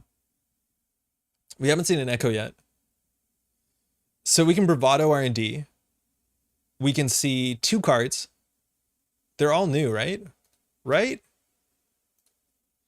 What do we see? I forgot what we saw. They're not all new. No, I think we should wait a minute. Unless they are all new. Are they all new? I don't think they are. I totally forgot. But it's like, it's really hard to do all this at the same time. Kurupiro just getting out of hand is like fine. Having Revolver for Panic is fine. Oh, because of Rashida. Yeah, huge. Thank you. Appreciate it. Let's go. We will still have 2 credits for Luminal. Or for Iqua. It's weird that it's Project Vitruvius and then it's Iqua Project. Like it's the, I think it's the only agenda where they reverse the project and the other proper noun. Masterwork. Thanks for coming to my TED Talk. 1, 1, 2. Charges the twinning. Twinning's really good. Boomerang here. Masterwork draw. Look at top 2 stack. Diversion, bravado. Wow, the diversion's gonna be there forever. We might find forma carries here. They might res the B1001, which like I'm fine with that. Like that's the cool thing with the twinning. Twinning is so good in any like mid-range glacier meta because it's a multi-X you don't have to commit to. That's a B1001. I think they have one on the table. If we trash this, we can't steal Iqua, so we won't. Another funhouse. Okay, not good. We can draw and remove a tag, discard this. Cool thing about funhouse too is like eventually we go through it for free. Like for what it's worth, the boomerang is nice because it cycles our deck, but we can spend the Chesva credits to go through this. Because it's not lose 4 credits, it's pay 4 credits. Oh, never mind. We had a nice time. So they drew a B1001, right? It's probably a B1001. Maybe they don't have a B1001. I don't know what that would be on the table. The fact that we like pinned the Nico, like we're gonna pay for that. But this is where like just having a Hermes and having good economy like is really good into this sort of deck. Because this deck like requires so many things to line up. Do we know? No, we shuffled. Draw, find a hardware. Run archives. Okay, so first we will look at the top of the deck, I guess. It's a diesel into a biobands, okay. Then we'll install this, which we're allowed to do. For this to draw the diesel. They can stag it on, I don't care. Breach, 1 face down card, it's another wave. Okay, if we diesel, we have too many cards in hand, but we just need to install 1 thing with the Chesva every turn. Creds. We'll probably end up dieseling into Baya. I don't know if they score out here. There are a handful of others at the end of project. Wait, actually? Obokata Protocol. Nice. Okay, good. Tempo negative.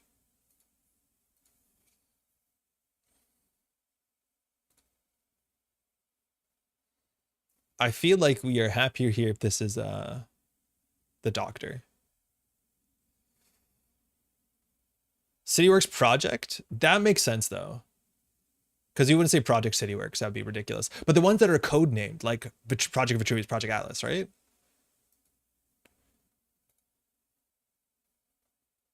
We have no hardware to install here. Zenith chip, boomerang. Oof. Cityworks Cronus Vanity. Cronus Project. Oh, you're right. That one is bad. Vanity Project, though, that's like English. Like people say that. Draw 2. If we install a Zenith chip, it does not hit its trigger. Which, like, that's annoying. This might be double Funhouse. I do think that is, what's it called? The B1001. So I think we're going to install this for free. I think we're going to run R&D just like a normal person. We're going to lose a boomerang here, though. That's for sure. Because we're going to eat the boomerang to B1001. At least we don't have to clear the tag. It'd probably make more sense if they put a Project colon name. Project colon Vitruvius. But yeah, but it's so much cooler if they don't. Oh no, Ablative Barrier's online. Ah, I forgot about that. Threat 3. Where's that threat tracker? But we see 3 cards here if they don't, like B1001 has. Like, even the cool thing they do is kind of difficult. This is not once a turn, right? Yeah, shoot. Hang on. Yeah, no worries. Yeah. I think they might want the B1001 here.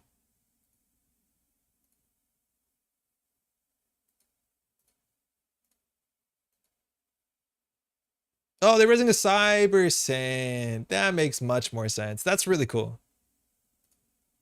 That is the card that they didn't res for a minute, yeah. Hey, Fun Times at Pub Runner. Scored a 7-point Beal game. You Red Planet couriersing or are you just like glaciering? If you Red Planet couriersing, it's okay. You can admit it. Super cool. Okay, so they have more money than we think they do. Again, play 3-pinhole threading, not like we have. Like with 3 Chesvo, we should play 3-pinhole threading. So now running this, right? Like they can crack this to res the ice. At least that's bad for them. RPC and Providos. Yeah, okay, I know the deck. So the B1001S, it's fine. Then we'll let the subroutine fire, which is pay 4, so we pay 1. And we don't have to commit to our multi-axis until we're at the point. Until they res the B1001 and clear the tag for us, which saved us a click and 2 credits. It is literally an economy card. Heyo! Losing the boomerang, though, is the worst part. Ideally, though, we get the Kurapira down at some point. The best Providos deck? Yeah, whatever. You're sitting there doing nothing. You're forgetting that Beal exists. Good game, man. So, like, we have to pinhole this at some point. Like, this is our misplay. Econ card, Yeah, no, it's an econ card. We didn't clear the tag in the modern meta. The Corp clearing a tag for you? Come on. It's so good for you. I think we just play the Kurapira. Because, like, we run this for 1. It charges up our Kurapira. We run this for like, literally, we run this for free. Oh, you installed a different card. Oh, I thought that was the Nico. That's way worse. It's literally tempo positive. Because, like, we drew a card during that run. But if they don't get another ice here, like, this is 5 credits. Like, we run R&D for free. I put Scions and Federal Funds on table. Plenty of things to check. I like the Scions. I think the Scions are cool. Yeah, this is meant to be prison. But again, we mismanage our pinhole threadings. I don't feel bad about this. If you pinhole this, the deck falls apart. In fact, we should just run it. But we did let them set up because we weren't aggressive. So, like, I don't feel bad. It hurts on the outside as much as the inside. Biobends are out. We literally have no way of generating we have no way of generating economy in the deck. And, like, we don't have a big incentive to run this. Oh, fuck. Yeah, we probably should concede here. I think we're locked out. Thinking. So, like, we can... Do you know what should be in the deck? Airblades. Airblades 100% should be in the deck. It's good in the meta. It's a 1 influence hardware. We have 1 influence left over. The deck should be rocking Airblades.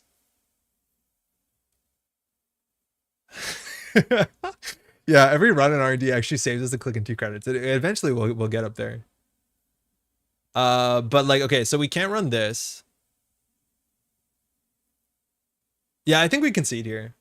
It's gonna be a while for them to close it out. Hopefully they are pushing in our mud server. But, like, once they fully opt, they have, like, a lot of money, and we can't run this. We can't really run that. Ablative is going to redo the B1001. The thing about this deck is like it loses so hard to Hush and to what's it called, to Airblades, which is a bit less popular, that I'm not excited to play this. Time to play for mill. Oh, they won't. As much as they only have 12 cards up. That's actually interesting. But like this is quicksand. The more you struggle, the more powerful they get. Like if we run HQ here and they derez their Ablative, bury their R&D, like we've lost. And I think that's maybe one of the downsides of Stegadon is like it really incentivizes very, very it totally disincentivizes running, which like, yeah, that's up to the corp to force that to be an issue for us. But like, I don't want to do anything here. I do think we concede though. We just change the deck. Yeah, if we have Airblades though, we're in a good spot. And we need to play 3 pinhole. I don't know what we cut from the deck. But if we pinhole that, like yeah, it's really, really bad. How do we get money here? What have we played? We've played 3 Dirty Laundry, 2 Bravado, 2 Sure Gamble. We have 1 credit and all the coffee that the world could offer you. Huh. All right, I guess we do that. Cat's Cradle does actually mess up with Stegadon, which is cool. I know it's not good TV, but just click for credits. Yeah, but it's just like, do you want to lose now or do you want to lose in 5 turns? And I actually am okay losing now because I don't think this deck is good. So we're putting together good Skater Grandma Padma deck. So I'm on Airblades and Matryoshka. That's a really cool combination. Why Matryoshka? Is it just the Grandma part? The Biobands are like good, but like you can't build a deck around Biobands because then you like have to actually install things. But the problem is we don't have money. And again, I think if Milk iced up Archives like a year ago, it's so important to get ice on Archives.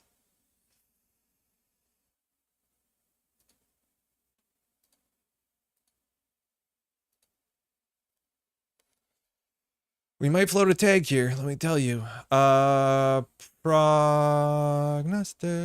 Look at the top 2. Debbie? She's here. Oh, Debbie actually looks pretty bad. No. We could to draw. You're overthinking Crim? I think we have to overthink Crim, otherwise you just play Fermenter.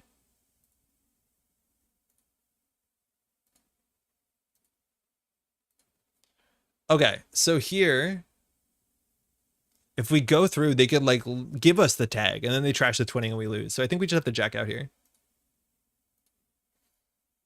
Yeah, we're going to bounce. We're just going to, might as well go through this because it charges the twinning, Cure Pure, and it's free. But yeah, we can't last click go through a Funhouse. That'd be really, really bad.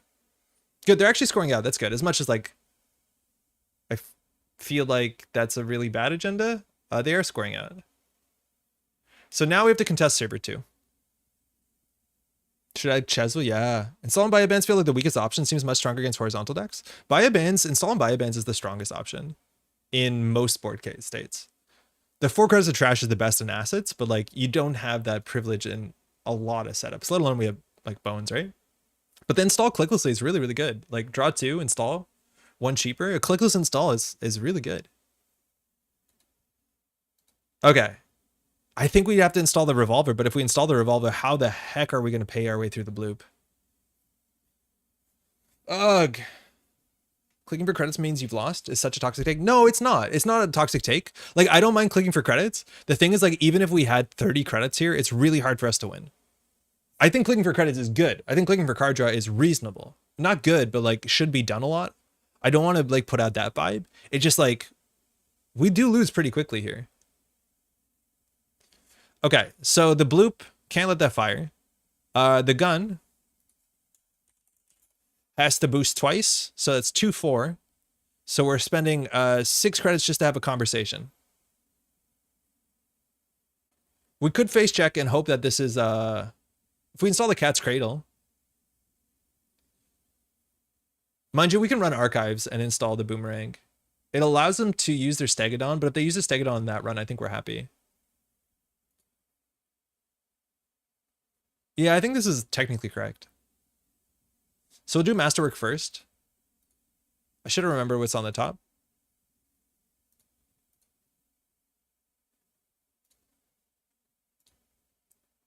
Oh yeah, we need that. Okay, well she does something. So we have a Zenith chip and a Sure Gamble. Roman Bloop tank the core? Yeah, no, that's what our plan is. If they have ontological, they win. But here they can stag it on. If they stag it on here, it's incorrect. Some of virus? Okay. Nice. Yeah, this is cool. Vovo Cyber Sand. That's sick. I like it. So now we have to run this. If it's really bad, it's really bad. Like, the cool thing is we don't need our breaker here. Install hardware? No. Oh, good. So if they de-res something, like, at least it doesn't really impact that much. But that's the problem, is like we gave up on R&D.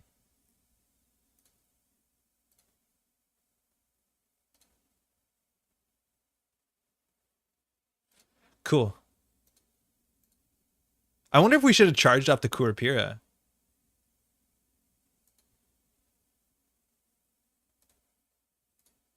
So it eats one of our coffees. It's okay. We have too many of them. Let's be honest.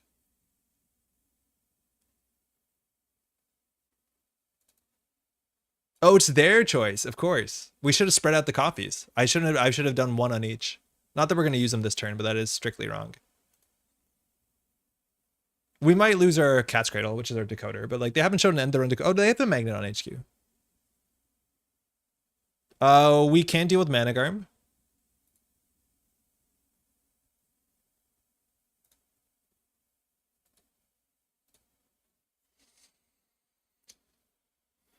Ah, shit. What do you think this is?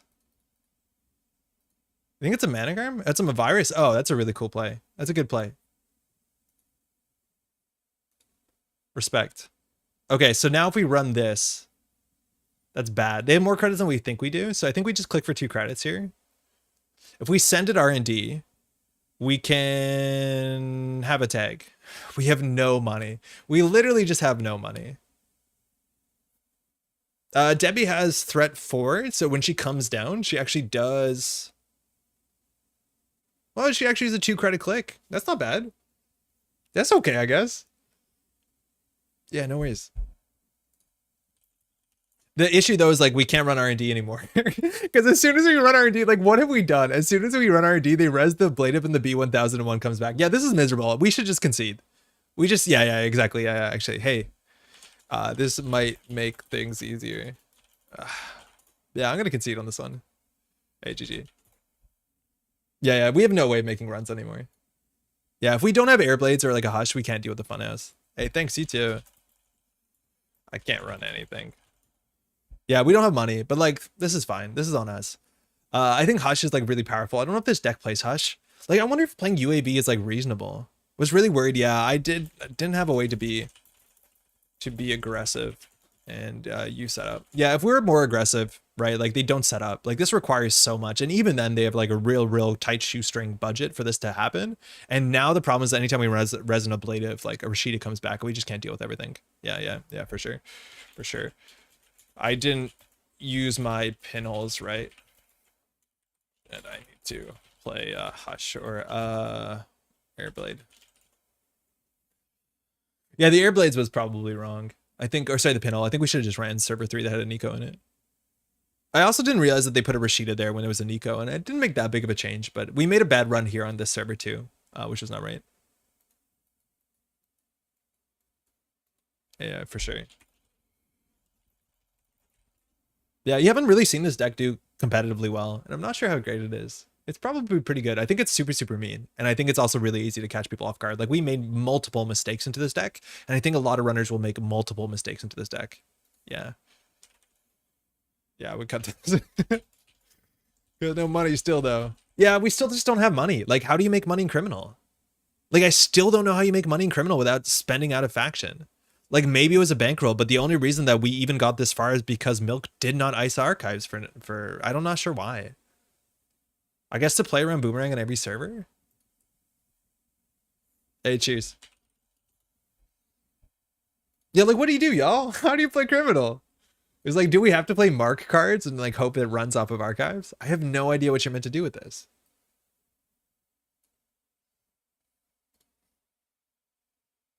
Like when we played Izzy played Fermenter, and like I think you have to. And like Fermenter is good with prognostic. Like I think that's the ugly truth as well. Is like prognostic's really good. Do we play 2 Airblades? I don't think on encounters as appropriate as Hush. Like it's not as common. Telework is a job perfect as card. Yeah, it's an okay as card. The thing is, like, I kind of would rather have daily cast, or sorry, I'd rather have liberated, because there's just more money on a single card. I don't think jackpot's even legal, as much as that's, I don't know if that's is it still legal? No, it's not. Oh, it is. It's a Qatar card. No, it's not jackpot. It's never jackpot. Jackpot's not a good card. You want your economy, you want to be in control of your economy, right? Thanks for the game. Hey, House. I'm signing off the night catch next stream. Thanks for the game as well. It's really cool that we got to see that deck on stream, because I've heard of it. We haven't seen it in person yet. The neats seemed bad, but it's because I wasn't willing to install them. So, like, what has the word credit on it? Like, it's 11:30. We can do one more game. I used to try to land mining accident early for my run-based criminal money. It helps, but it's not money. Liberty is only 1 credit more. Wait, yeah, it's 10 credits. Unless you career fair it down. Telework is 8 credits. No, it's 2 credits more. 2 credits more. Solidarity Barrage is hardware that can draw sometimes. Yeah, but we don't trash things consistently enough. Right? Like, I think Solidarity Badge can show up very easily in a certain meta. But 1 click less so you can click for your credit. That's true. But I think, okay, so I think the math there is, like, I'd rather have more economy on a single card, because we can always click for credit, you know? It's like, okay, let's be honest, the math there always gets, like, a bit, you know, arguable. I wonder if also, like, this is the problem I've had before, is like 2 twinning feels like too much, as much as it's really important to get down. But I wonder, like, if you play career fair here. Okay, we don't play Debbie, that's for sure. The revolvers seem bad. The revolvers do seem bad. Carmen's, like, we're meant to be running a lot. We have no mutual favor. Mutual favor is okay as a shuffle card. Pinhole has to be a 3 of. Doof is only really good if they, like, we can't find our breakers consistently, so Doof is not good. Amakua is, like, not amazing, because everyone's on, you know, what's it called? I think Wake is kind of bad, but now we don't have enough hardware. So what hardware gives us money? You have the chance of installing Liberty with Chesma money on Buy-A-Ban to reduce its cost. Yeah, like, we have, you're right, we have a higher high to get through with Buy-A-Bans, but, like, I don't know if it's going to be that often that we're running with Buy-A-Bans and Chesma, and we have at least, like, what is it, 4 credits in pocket? Let me get to test rest with Bankroll, Paragon, Penny Shiver, and you try to exploit the game as long as possible. I don't know how you did with setup Crim. It was super tempo. Prepaid? Prepaid's not awful. If prepaid's a credit a turn, the thing is, like, Diesel doesn't work with it. Doof is okay. Pinhole's okay. It's okay. It's just, like, we need 1 card. Like, that's the thing. It's like Fermenter or Liberty Counter Telework is like a 9 credit econ card. We need money to help us set up. It's not so much that we need the drip once we're going, because once we're going, we're prognostic as. Ideally, we can run wherever we want. We have all our breakers, all that good stuff, right? Tunnel vision? You can get through HQ if you're lucky. Let's do, like, I think we genuinely have to play damn Anarch economy. Like, this is so ugly. Paladin? Yeah, I don't even know if it's enough. We need upfront money to, like, play the game with, not to install cards. We're okay at installing cards. And now we realize we're on 10 hardware and, like, 6 programs. So, like, prognostic master doesn't make any sense. I get so negative playing criminal. It's really hard to fix.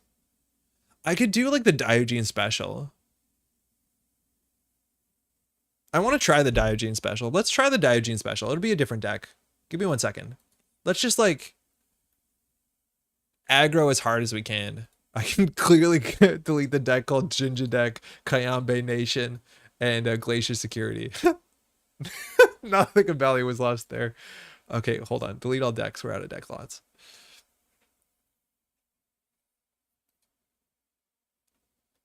Okay. Bird deck? I don't think it's gonna be a bird deck. I do think the D-Res deck is interesting. 3 really 3 snares? Almost. Okay, so this is the package that Diogenes has been jamming in, like, every faction, which I think is better than it looks, but I can't convince myself it's the good use of influence. And that is, like, 3 air blades, and then all your influence also goes on 3 Banhars. Not Bankroll, Banhar. And that's 12 influence. So the idea is that we can face check, and then we have air blades for padding. Mind you, can you just draw a card? Yes, but in theory, Airblades gives you some flexibility to know to need to use it when you want to use it. So you can face check with like a hand and be like, I don't want to do any of this. And I'm wondering if this is interesting. And it's not being played out in Anarch because I don't know. I don't know. But I know he tested a deck like this, and I didn't think it had no money. I just want to see like how hard we can just like slam diversions and go. All right, we'll just do everything that's like reasonable economy. He puts Carpe Diem in his deck. Diversion of funds. We just want to like really go. We'll play a legwork. At least be Steve. Oh, I think Steve is a much better inclusion. Yeah, Steve is a way better idea here. I don't think we're going to get much value off of that. Legwork and Sneak Door, yeah.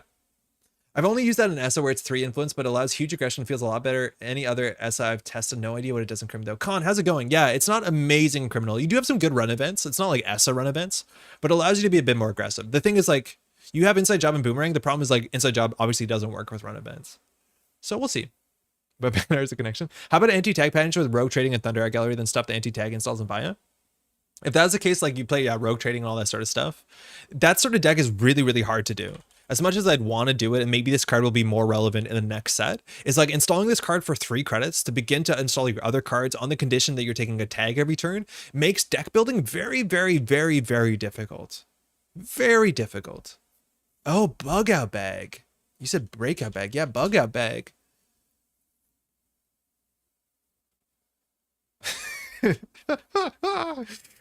Oh yeah, man, playing like no resources and going full tag me is like kind of compelling. As much as like Rogue Trading doesn't do it.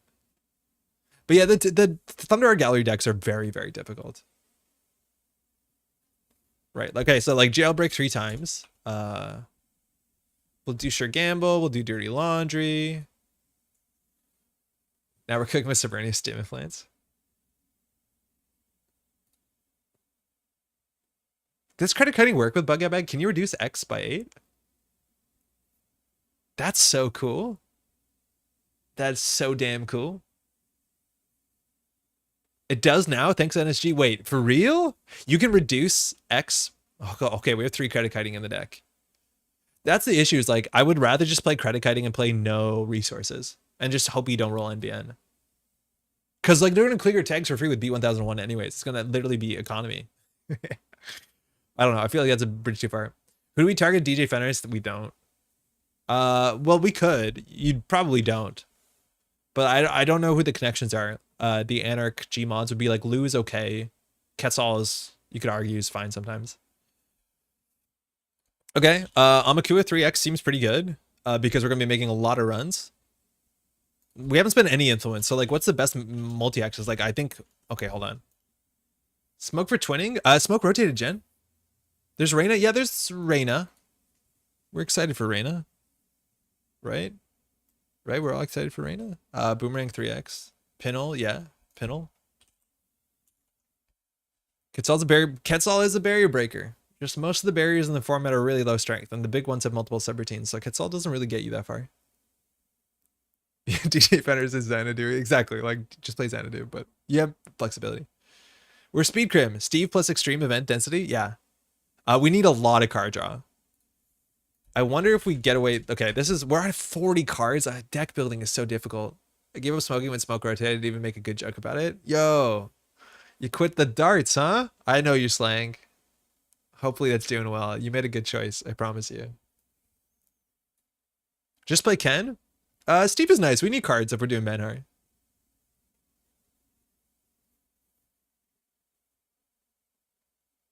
It's like, I don't know if you tried to build a Ken deck. You run into the same issue where like you play too many events and then you don't have a functional deck and you're like, oh, this is difficult. This deck would love DreamNet. It doesn't have DreamNet anymore. Okay, so we actually have to put real breakers in it? Oh, this is so bad. Like, I know when I'm building this is not going to be good, and yet still we're here. If we're playing credit kiting, I just don't think we're playing credit kiting. I think Amina is like underplayed right now. I think Amina is really good. Magnet for 2 is fine. Atman, we have no influence. We made our decision to have no influence. So now I don't even know if we played Baya Bands. Yeah, now we don't play Baya Bands. Does Criminal have enough multi-axis? What are we doing? How do you win off of criminal? Like, you have to just hope that they don't ice up HQ. Do you know what we should do? We should just aggro down as much D-res as possible. Like, we should shut down everything. Like, just slam HQ. Archetype needs a way to constantly stuff its hands with events more than anything. Like, you want to be playing around 3 events a turn. It's unsustainable. I don't think we can. Bocklin copy. I think Isha will be good enough with Steve. Sneak door charges away. Yeah, we want a sneak door. I wonder if Amakua Banhar is enough. Rubik contains a lot of the same letters as a win con. This looks fine. Is 3 Amakua enough? Look at that hand. Do we should play Zaya? I genuinely think we should play Zaya. We don't have enough money. This hand has no money. The deck has no money. There's just not enough money in the whole damn criminal card pool. I'm gonna feel so bad when like a criminal wins worlds with a sick deck that was just like liberate accounts, click for credit. But like none of these hands have economy. Like, do you want to keep this hand? No. Do you want to keep this hand? Yeah, okay, this hand had the money in it. I think Carpe Diem is probably gonna be cut though. Playing Carpe Diem without Mark is like really, really difficult. Voice pad. It's pretty slow. Could do it though. Can't sustain your whole deck stops working with the corpse setup all the way because you can't pay money to break ice. Correct. That's why we have to like win really, really, really, really quickly, which I don't think we're set up to do. Like they have to basically not ice HQ and we have to wake and plant them. So like genuinely, the idea, if we can get so much dirty, dirty money really quickly and we can just stomp them out of the game, I think that's what we can like maybe pursue. So like just get the grossest upfront credits. Just disgusting credits. We're playing Tag Me.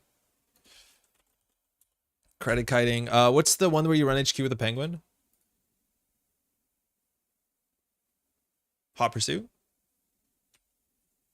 Just disgusting money. And then we just absolutely shut everything down. This looks really bad. Let's do it. I don't think Recom is what you need since you need about 5 copies of ESD anyways. It helps. Like, I'm worried they're going to ice up everything. Yeah, there's a penguin on the art. It's like riding the motorcycle up at the front. This guy is an FFG employee, and this penguin is not employed by FFG. It has a sick scarf, though. Yeah, you didn't know about the penguin? Not a lot of penguins ride motorcycles in the lore of Netrunner, but this seems to be a console. Yeah. Tag Me, influence on Banhar. No, Banhar is getting cut. Banhar Blades is getting cut. Let's just do Tag Me as much as we can. Just like absolute aggro, like Gabriel Santiago deck. So we need Amakua. We need 3 fermenters. We just want to run. Are you sure FFG? There's no way FFG could figure out how to legally employ a penguin. Rogue trading. Diogene is crying. It's okay. We'll do it at some point. We'll probably play Essa, so we don't have to spend 9 influence on Banhar. Yeah, rogue trading, but like, do we play dummy box? It's just we don't have enough like resources to protect the thing. Onicom IMO. I'd rather play I'd much rather play either Penny Shape or Paragon. Onicom ain't bad though. Onicom ain't bad. Maybe 3, I don't know. Countervalence is still in. Yeah, you're right. But then we should be playing Zaya, right? Like if we were winning with countervalence, we should play Zaya. We'll play 1. We'll be like modest. We'll be like, if we get it, we get it.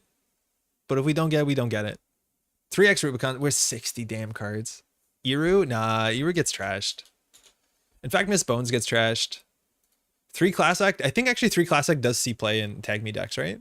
I think that is correct. I might be wrong though. Okay, so what do we cut? Bravado, great. Credit kiting, great. 3x is sus, but like whatever. Earthrise is like playable. Iru is also a lot of influence, isn't she? Yeah, 3 influence. Sure, Gamble, 3x Pinhole. We can do less than that. Legwork, jailbreak, hot pursuit, e shutdown, diversion, dirty laundry, credit kiting. Okay. This deck should have inside job. I want to see the bug eye bag. It's probably not going to happen because we're not going to empty our hand. It's really hard for us to empty our hand because bug eye bag needs you to have an empty hand. So it's probably not going to work. I don't think Penny Shaver does anything. Paragon or Swift, do you want to save influence? Penny Shaver helps us run over everything. Like, we just need to go as much and run over everything. Do you want to die? Nobody plays the end of line. It's not a real card. It's not real. It can't hurt you. It's not real. Hermes would be the slow the remote playing. Oh, I do like Hermes. I think Hermes is exactly it. If we want to be aggro, we need to take them apart. Hermes helps. 3 Fermenter, though. That's not right. I was meant to do 3, wow. I was meant to do 3 Leech. Because Leech Amaku is the best thing you can do. Okay, we're getting somewhere. We're getting somewhere. I think we need inside job. I think we actually inside job centrals.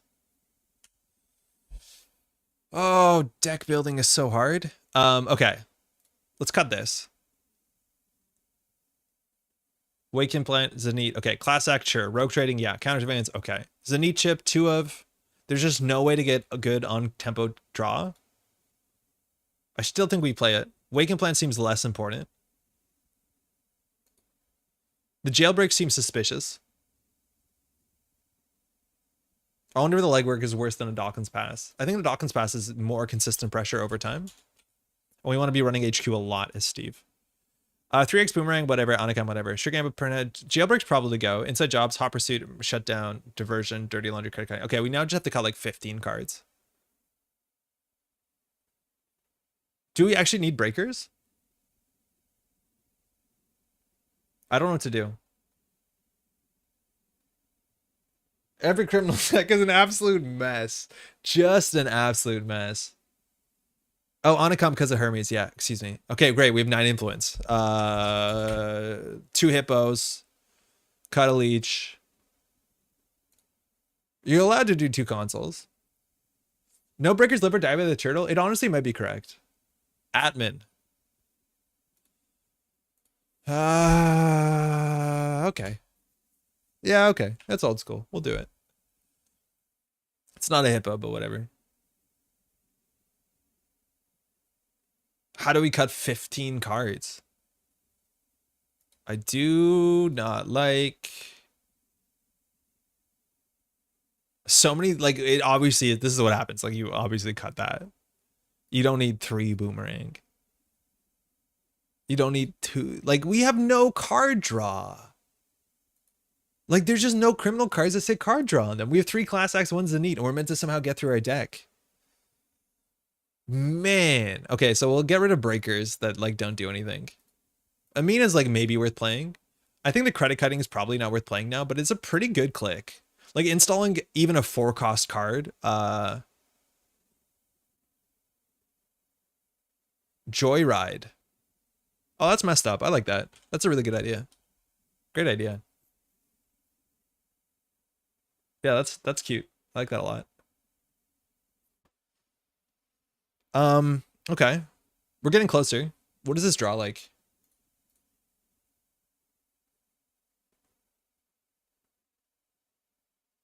So how many cards do we need to draw to generate HQ pressure?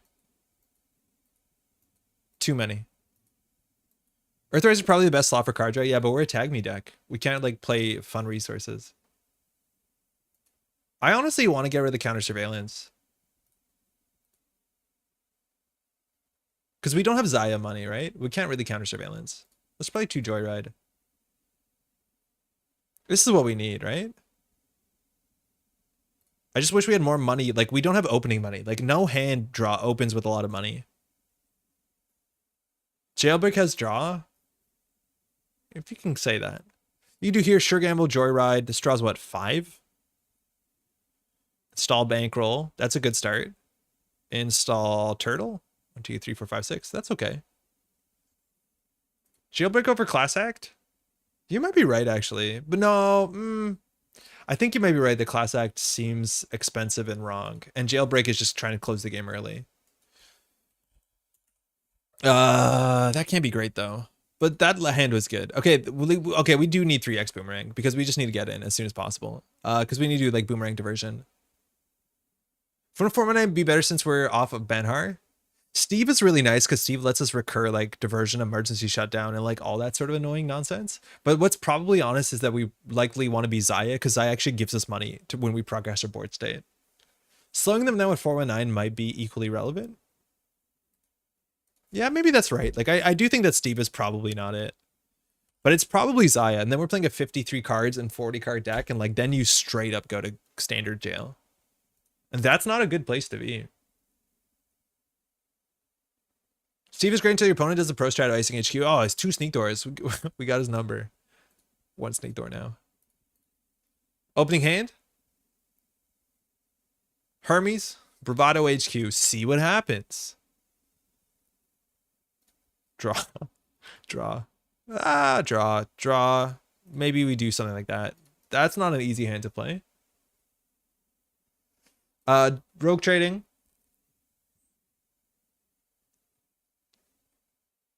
Like, this doesn't have money in it. We get money eventually. 3E shutdown seems like a lot. It is.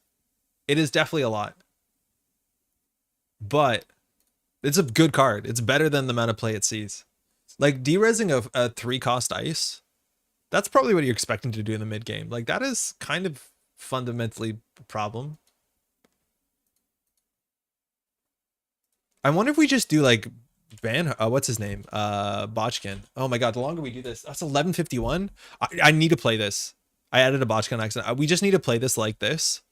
Tag me because I have to not be streaming that much longer past midnight, and there's no way we're gonna like struggle with this deck list and not at least play it. What's our win condition? 1 wake implant. Sick. A Stargate actually might be appreciated. That's what peak performance looks like. You know, when they like you rock up to the event at the last minute and be like, you know, I'll write my deck list there. What do you mean it's 53 cards? Aggro 419. Okay, if I complain about criminal while playing a 52 card criminal deck, you are totally allowed to dunk on me. This has been helpful in my crimp cooking. Oh no. Oh no. We could win. Is ETH shutdown worth an Stegadonk meta? I think it's not a Stegadonk meta. I think the stream is a Stegadonk meta. But if it is a Stegadonk meta, you don't play it, that's for sure. I wonder even if we were meant to be Mercury. Cut Sneak Door? I like Sneak Door a lot. We have hold on. Figured it out. We have a Docklands Pass. It's aggro. They will Ice of Archives though, so maybe that is worth cutting, but like our MU is not very hard. Andre complains about Crim Draw. Alright, Pouch. Waiting for part 2. Andre cuts Andre played 52 cards. Yeah, I know. And cuts a Class Act. Yeah. Yeah, I've heard.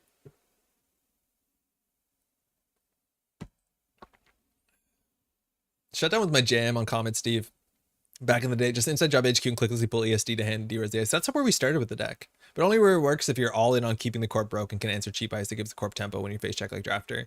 I'm hoping that like Amaku or Atman does that. But yeah, no, it's definitely asking for a lot. Hey, it's Jenny. 53 card, no money, no card draw. Sports. This actually can be fun. This can be a fun one. I wonder if she's creasing the palm. Hey, good luck, have fun. Is there a joke in a house of cards falling down? What do you mean falling down? This is going to be amazing. We have Amakua, we have Bankroll, we have Docklands, we have Hot Pursuit Joyride. This hand can't lose. The best thing we could ask for is, what's it called? A Hermes, because you're assuming them to be a lot of agendas. A lot of little agendas here. Oh, come on, my Joyride. Jenny. 4-9 cards in my deck. I know, and then Jenny ices up. It's a gatekeeper though. If she reses that, we're happy. So I think we just do like Bankroll, run HQ. If she goes below 3, we run R&D. Steal the agenda. Yeah, we're going to just play aggro as possible. Red level clearance. Ooh, last click draw. It's a dicey proposition when the criminal is bearing down. She knew we were coming for draw early. Yeah, draw early. There's no reason to draw late there. Ricky Sun, 3 Fem. I haven't tried the Fem, like, Spark, all that nonsense. Spin dock. Yeah. We're just going to send it, y'all. This is all we're going to do. We're going to send it. Every turn we're going to send it. We have to be a bit careful with Amakua because of, what's it called? Hagen. In fact, Hagen, at least we can pop the bankroll. We're going to run here. Res here is pretty bad if it's a drafter. We're going to have some issues. We're going to have some issues. That's the 1 HP deck with tag punishment. Uh-oh.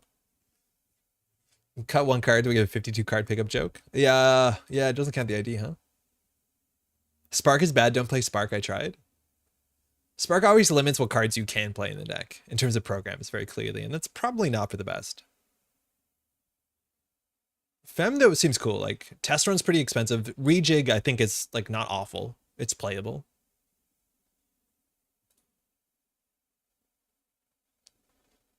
How do you opt to get through barriers? Amakua at some point. Admin. It's hard to admin a Hagen. But you know how much money we have? We have 5 credits. She gotta res this. Alright. Ontological? We lost a turtle. I don't know how we break barriers anymore. Oh, I almost tipped a glass over. That's scary. Spin Doctor. Great. I will run R&D here. We are now tagged. This deck cares about tags. I wonder where we can get asphyxiated. Oh my god. Is she gonna be hypoxying us? We know this is a drafter, but she goes to 0. Like, who's laughing now? Mercury, you also want to run laser pointer? Interesting. That's all our money. So, like, we have some incentive to clear the tag. But we're, like, not gonna. I'm just gonna, I'll draw eventually. This is bad. This is not good. We're just sending it down, like, mid lane. It's fine. She has a Grease the Palm, so she can score out here. It will be tempo positive. But it does clear our tag, so it is also tempo positive for us.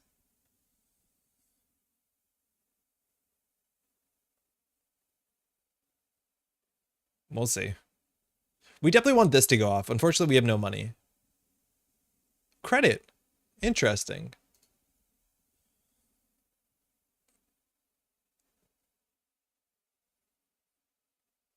Can't we just run everywhere? If she discards, like, we have an incentive to run archives before we run the gatekeeper. I'll check it. We're gonna find like a nightmare archives or something in here. Obviously core damage matters. Yeah, this is gonna be bad. This is where like having, you know, like just criminal fundamentals is really good because nothing's happening at any speed. Jaguar Magnet. Okay. We're gonna have to crack this. The problem is like this is the entirety of the backbone of our economy. All right, we didn't want to steal one of those, but now we have one.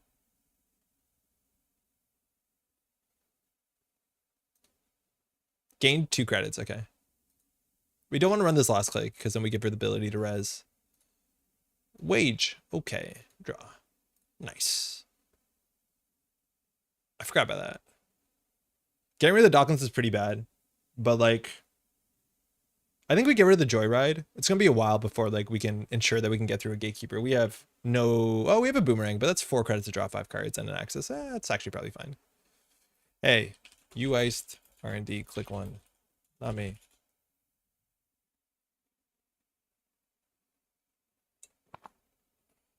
Yeah, the road trading, at least she has to trash it, which slows her down. I don't know if this deck has hedge fund or not. It looks like it might be like a wage workers combo deck, so like clearing the tag seems pretty important. I know. Not the card draw. We'll draw her one of Zenith, don't worry. Losing the 1 turtle in hand was pretty unlucky. As much as we probably should have got turtle down and bankroll, and then like if she reses a Hagen, she goes down to 2 credits. Like whatever. It's a wage workers. Good. How many points can we get before we have to consider that we brought a deck? Depends when she starts resing. Double icing the wage workers, I think we're totally fine with that. Maybe she wants the 3rd install, but if she goes into 3 to gain a click here, I think we're happy as well. Just a credit. Okay. Run R&D, click 1. So next turn, she's going to pop off. So we could have considered doing rogue trading clear tag, but then we'll have 2 tags, so it doesn't matter. Jaguar. So at least here, if she trashes this, she's not greasing the palm into combo. Because here she does some like wild grease the palm wage workers combo and gets like 2 Vitruvius counters. And that's going to be an issue for us. I don't think there's a way around that not being an issue. But this might, like, otherwise we take, you know, 12 off of this. Or probably just take 6 and continue to have a turn.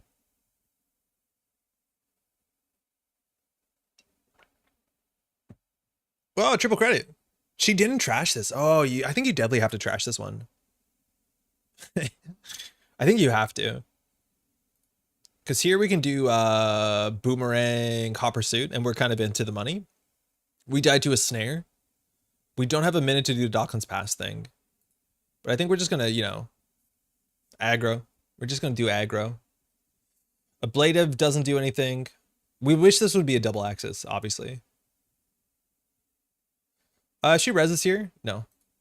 But that means we can continue to run. That's the one card we don't want to see. But hey, 17 credits, 4 tags. Died at end of line. Died at mindscaping. It's okay. Died at double hypoxia, I think. Yeah, I think we died at double hypoxia. But I'm pretty sure this is just like Wage Worker Subliminal RLC combo.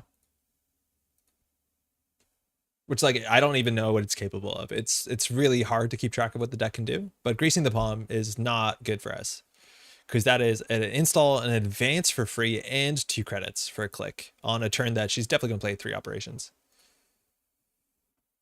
Getting Amaku here. Vitruvius. Okay, she's going to get massive Vitruvius counters. That's bad. Unless she only scores this out as like a 3-1 or a 3-2, sorry, which she could do. But like, I'm assuming here she plays multiple events. Oh, she actually does play Biotic. Okay, well, she doesn't have money here. She has a click left. She could have got another advancement, but then she goes down to 2 credits. She will get 2 credits back. I wonder what she does with this. Probably pulls pulls the Greasing the Palm. So here we just like play Docklands Pass and just smash. I don't know what that is. I think we're going to start by finding out. We have money, but no card draw now.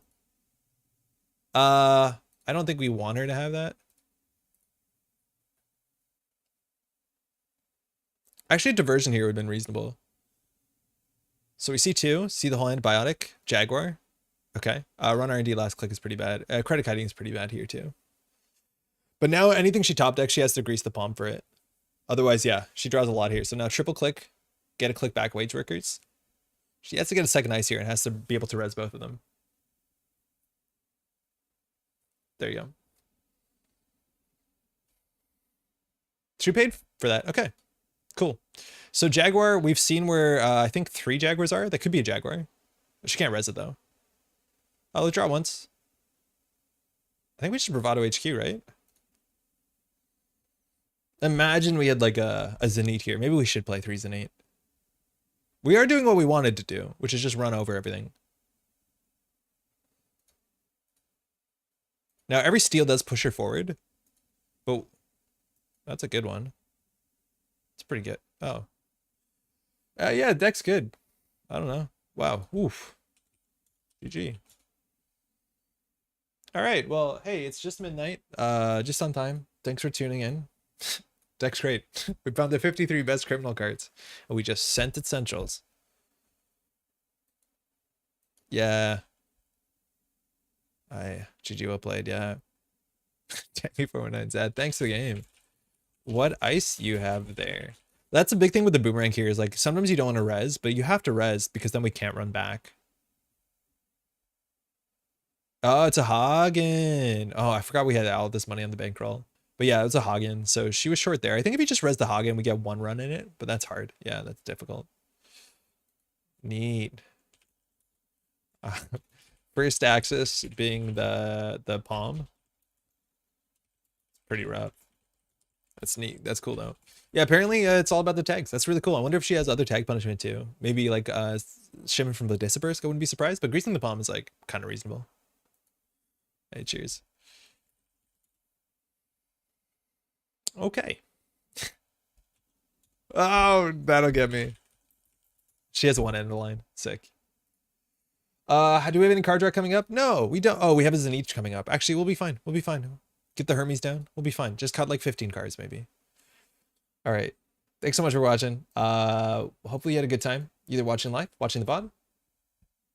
Hey, Jenny, good games. That's really funny matchup. Just setting it as hard as I can.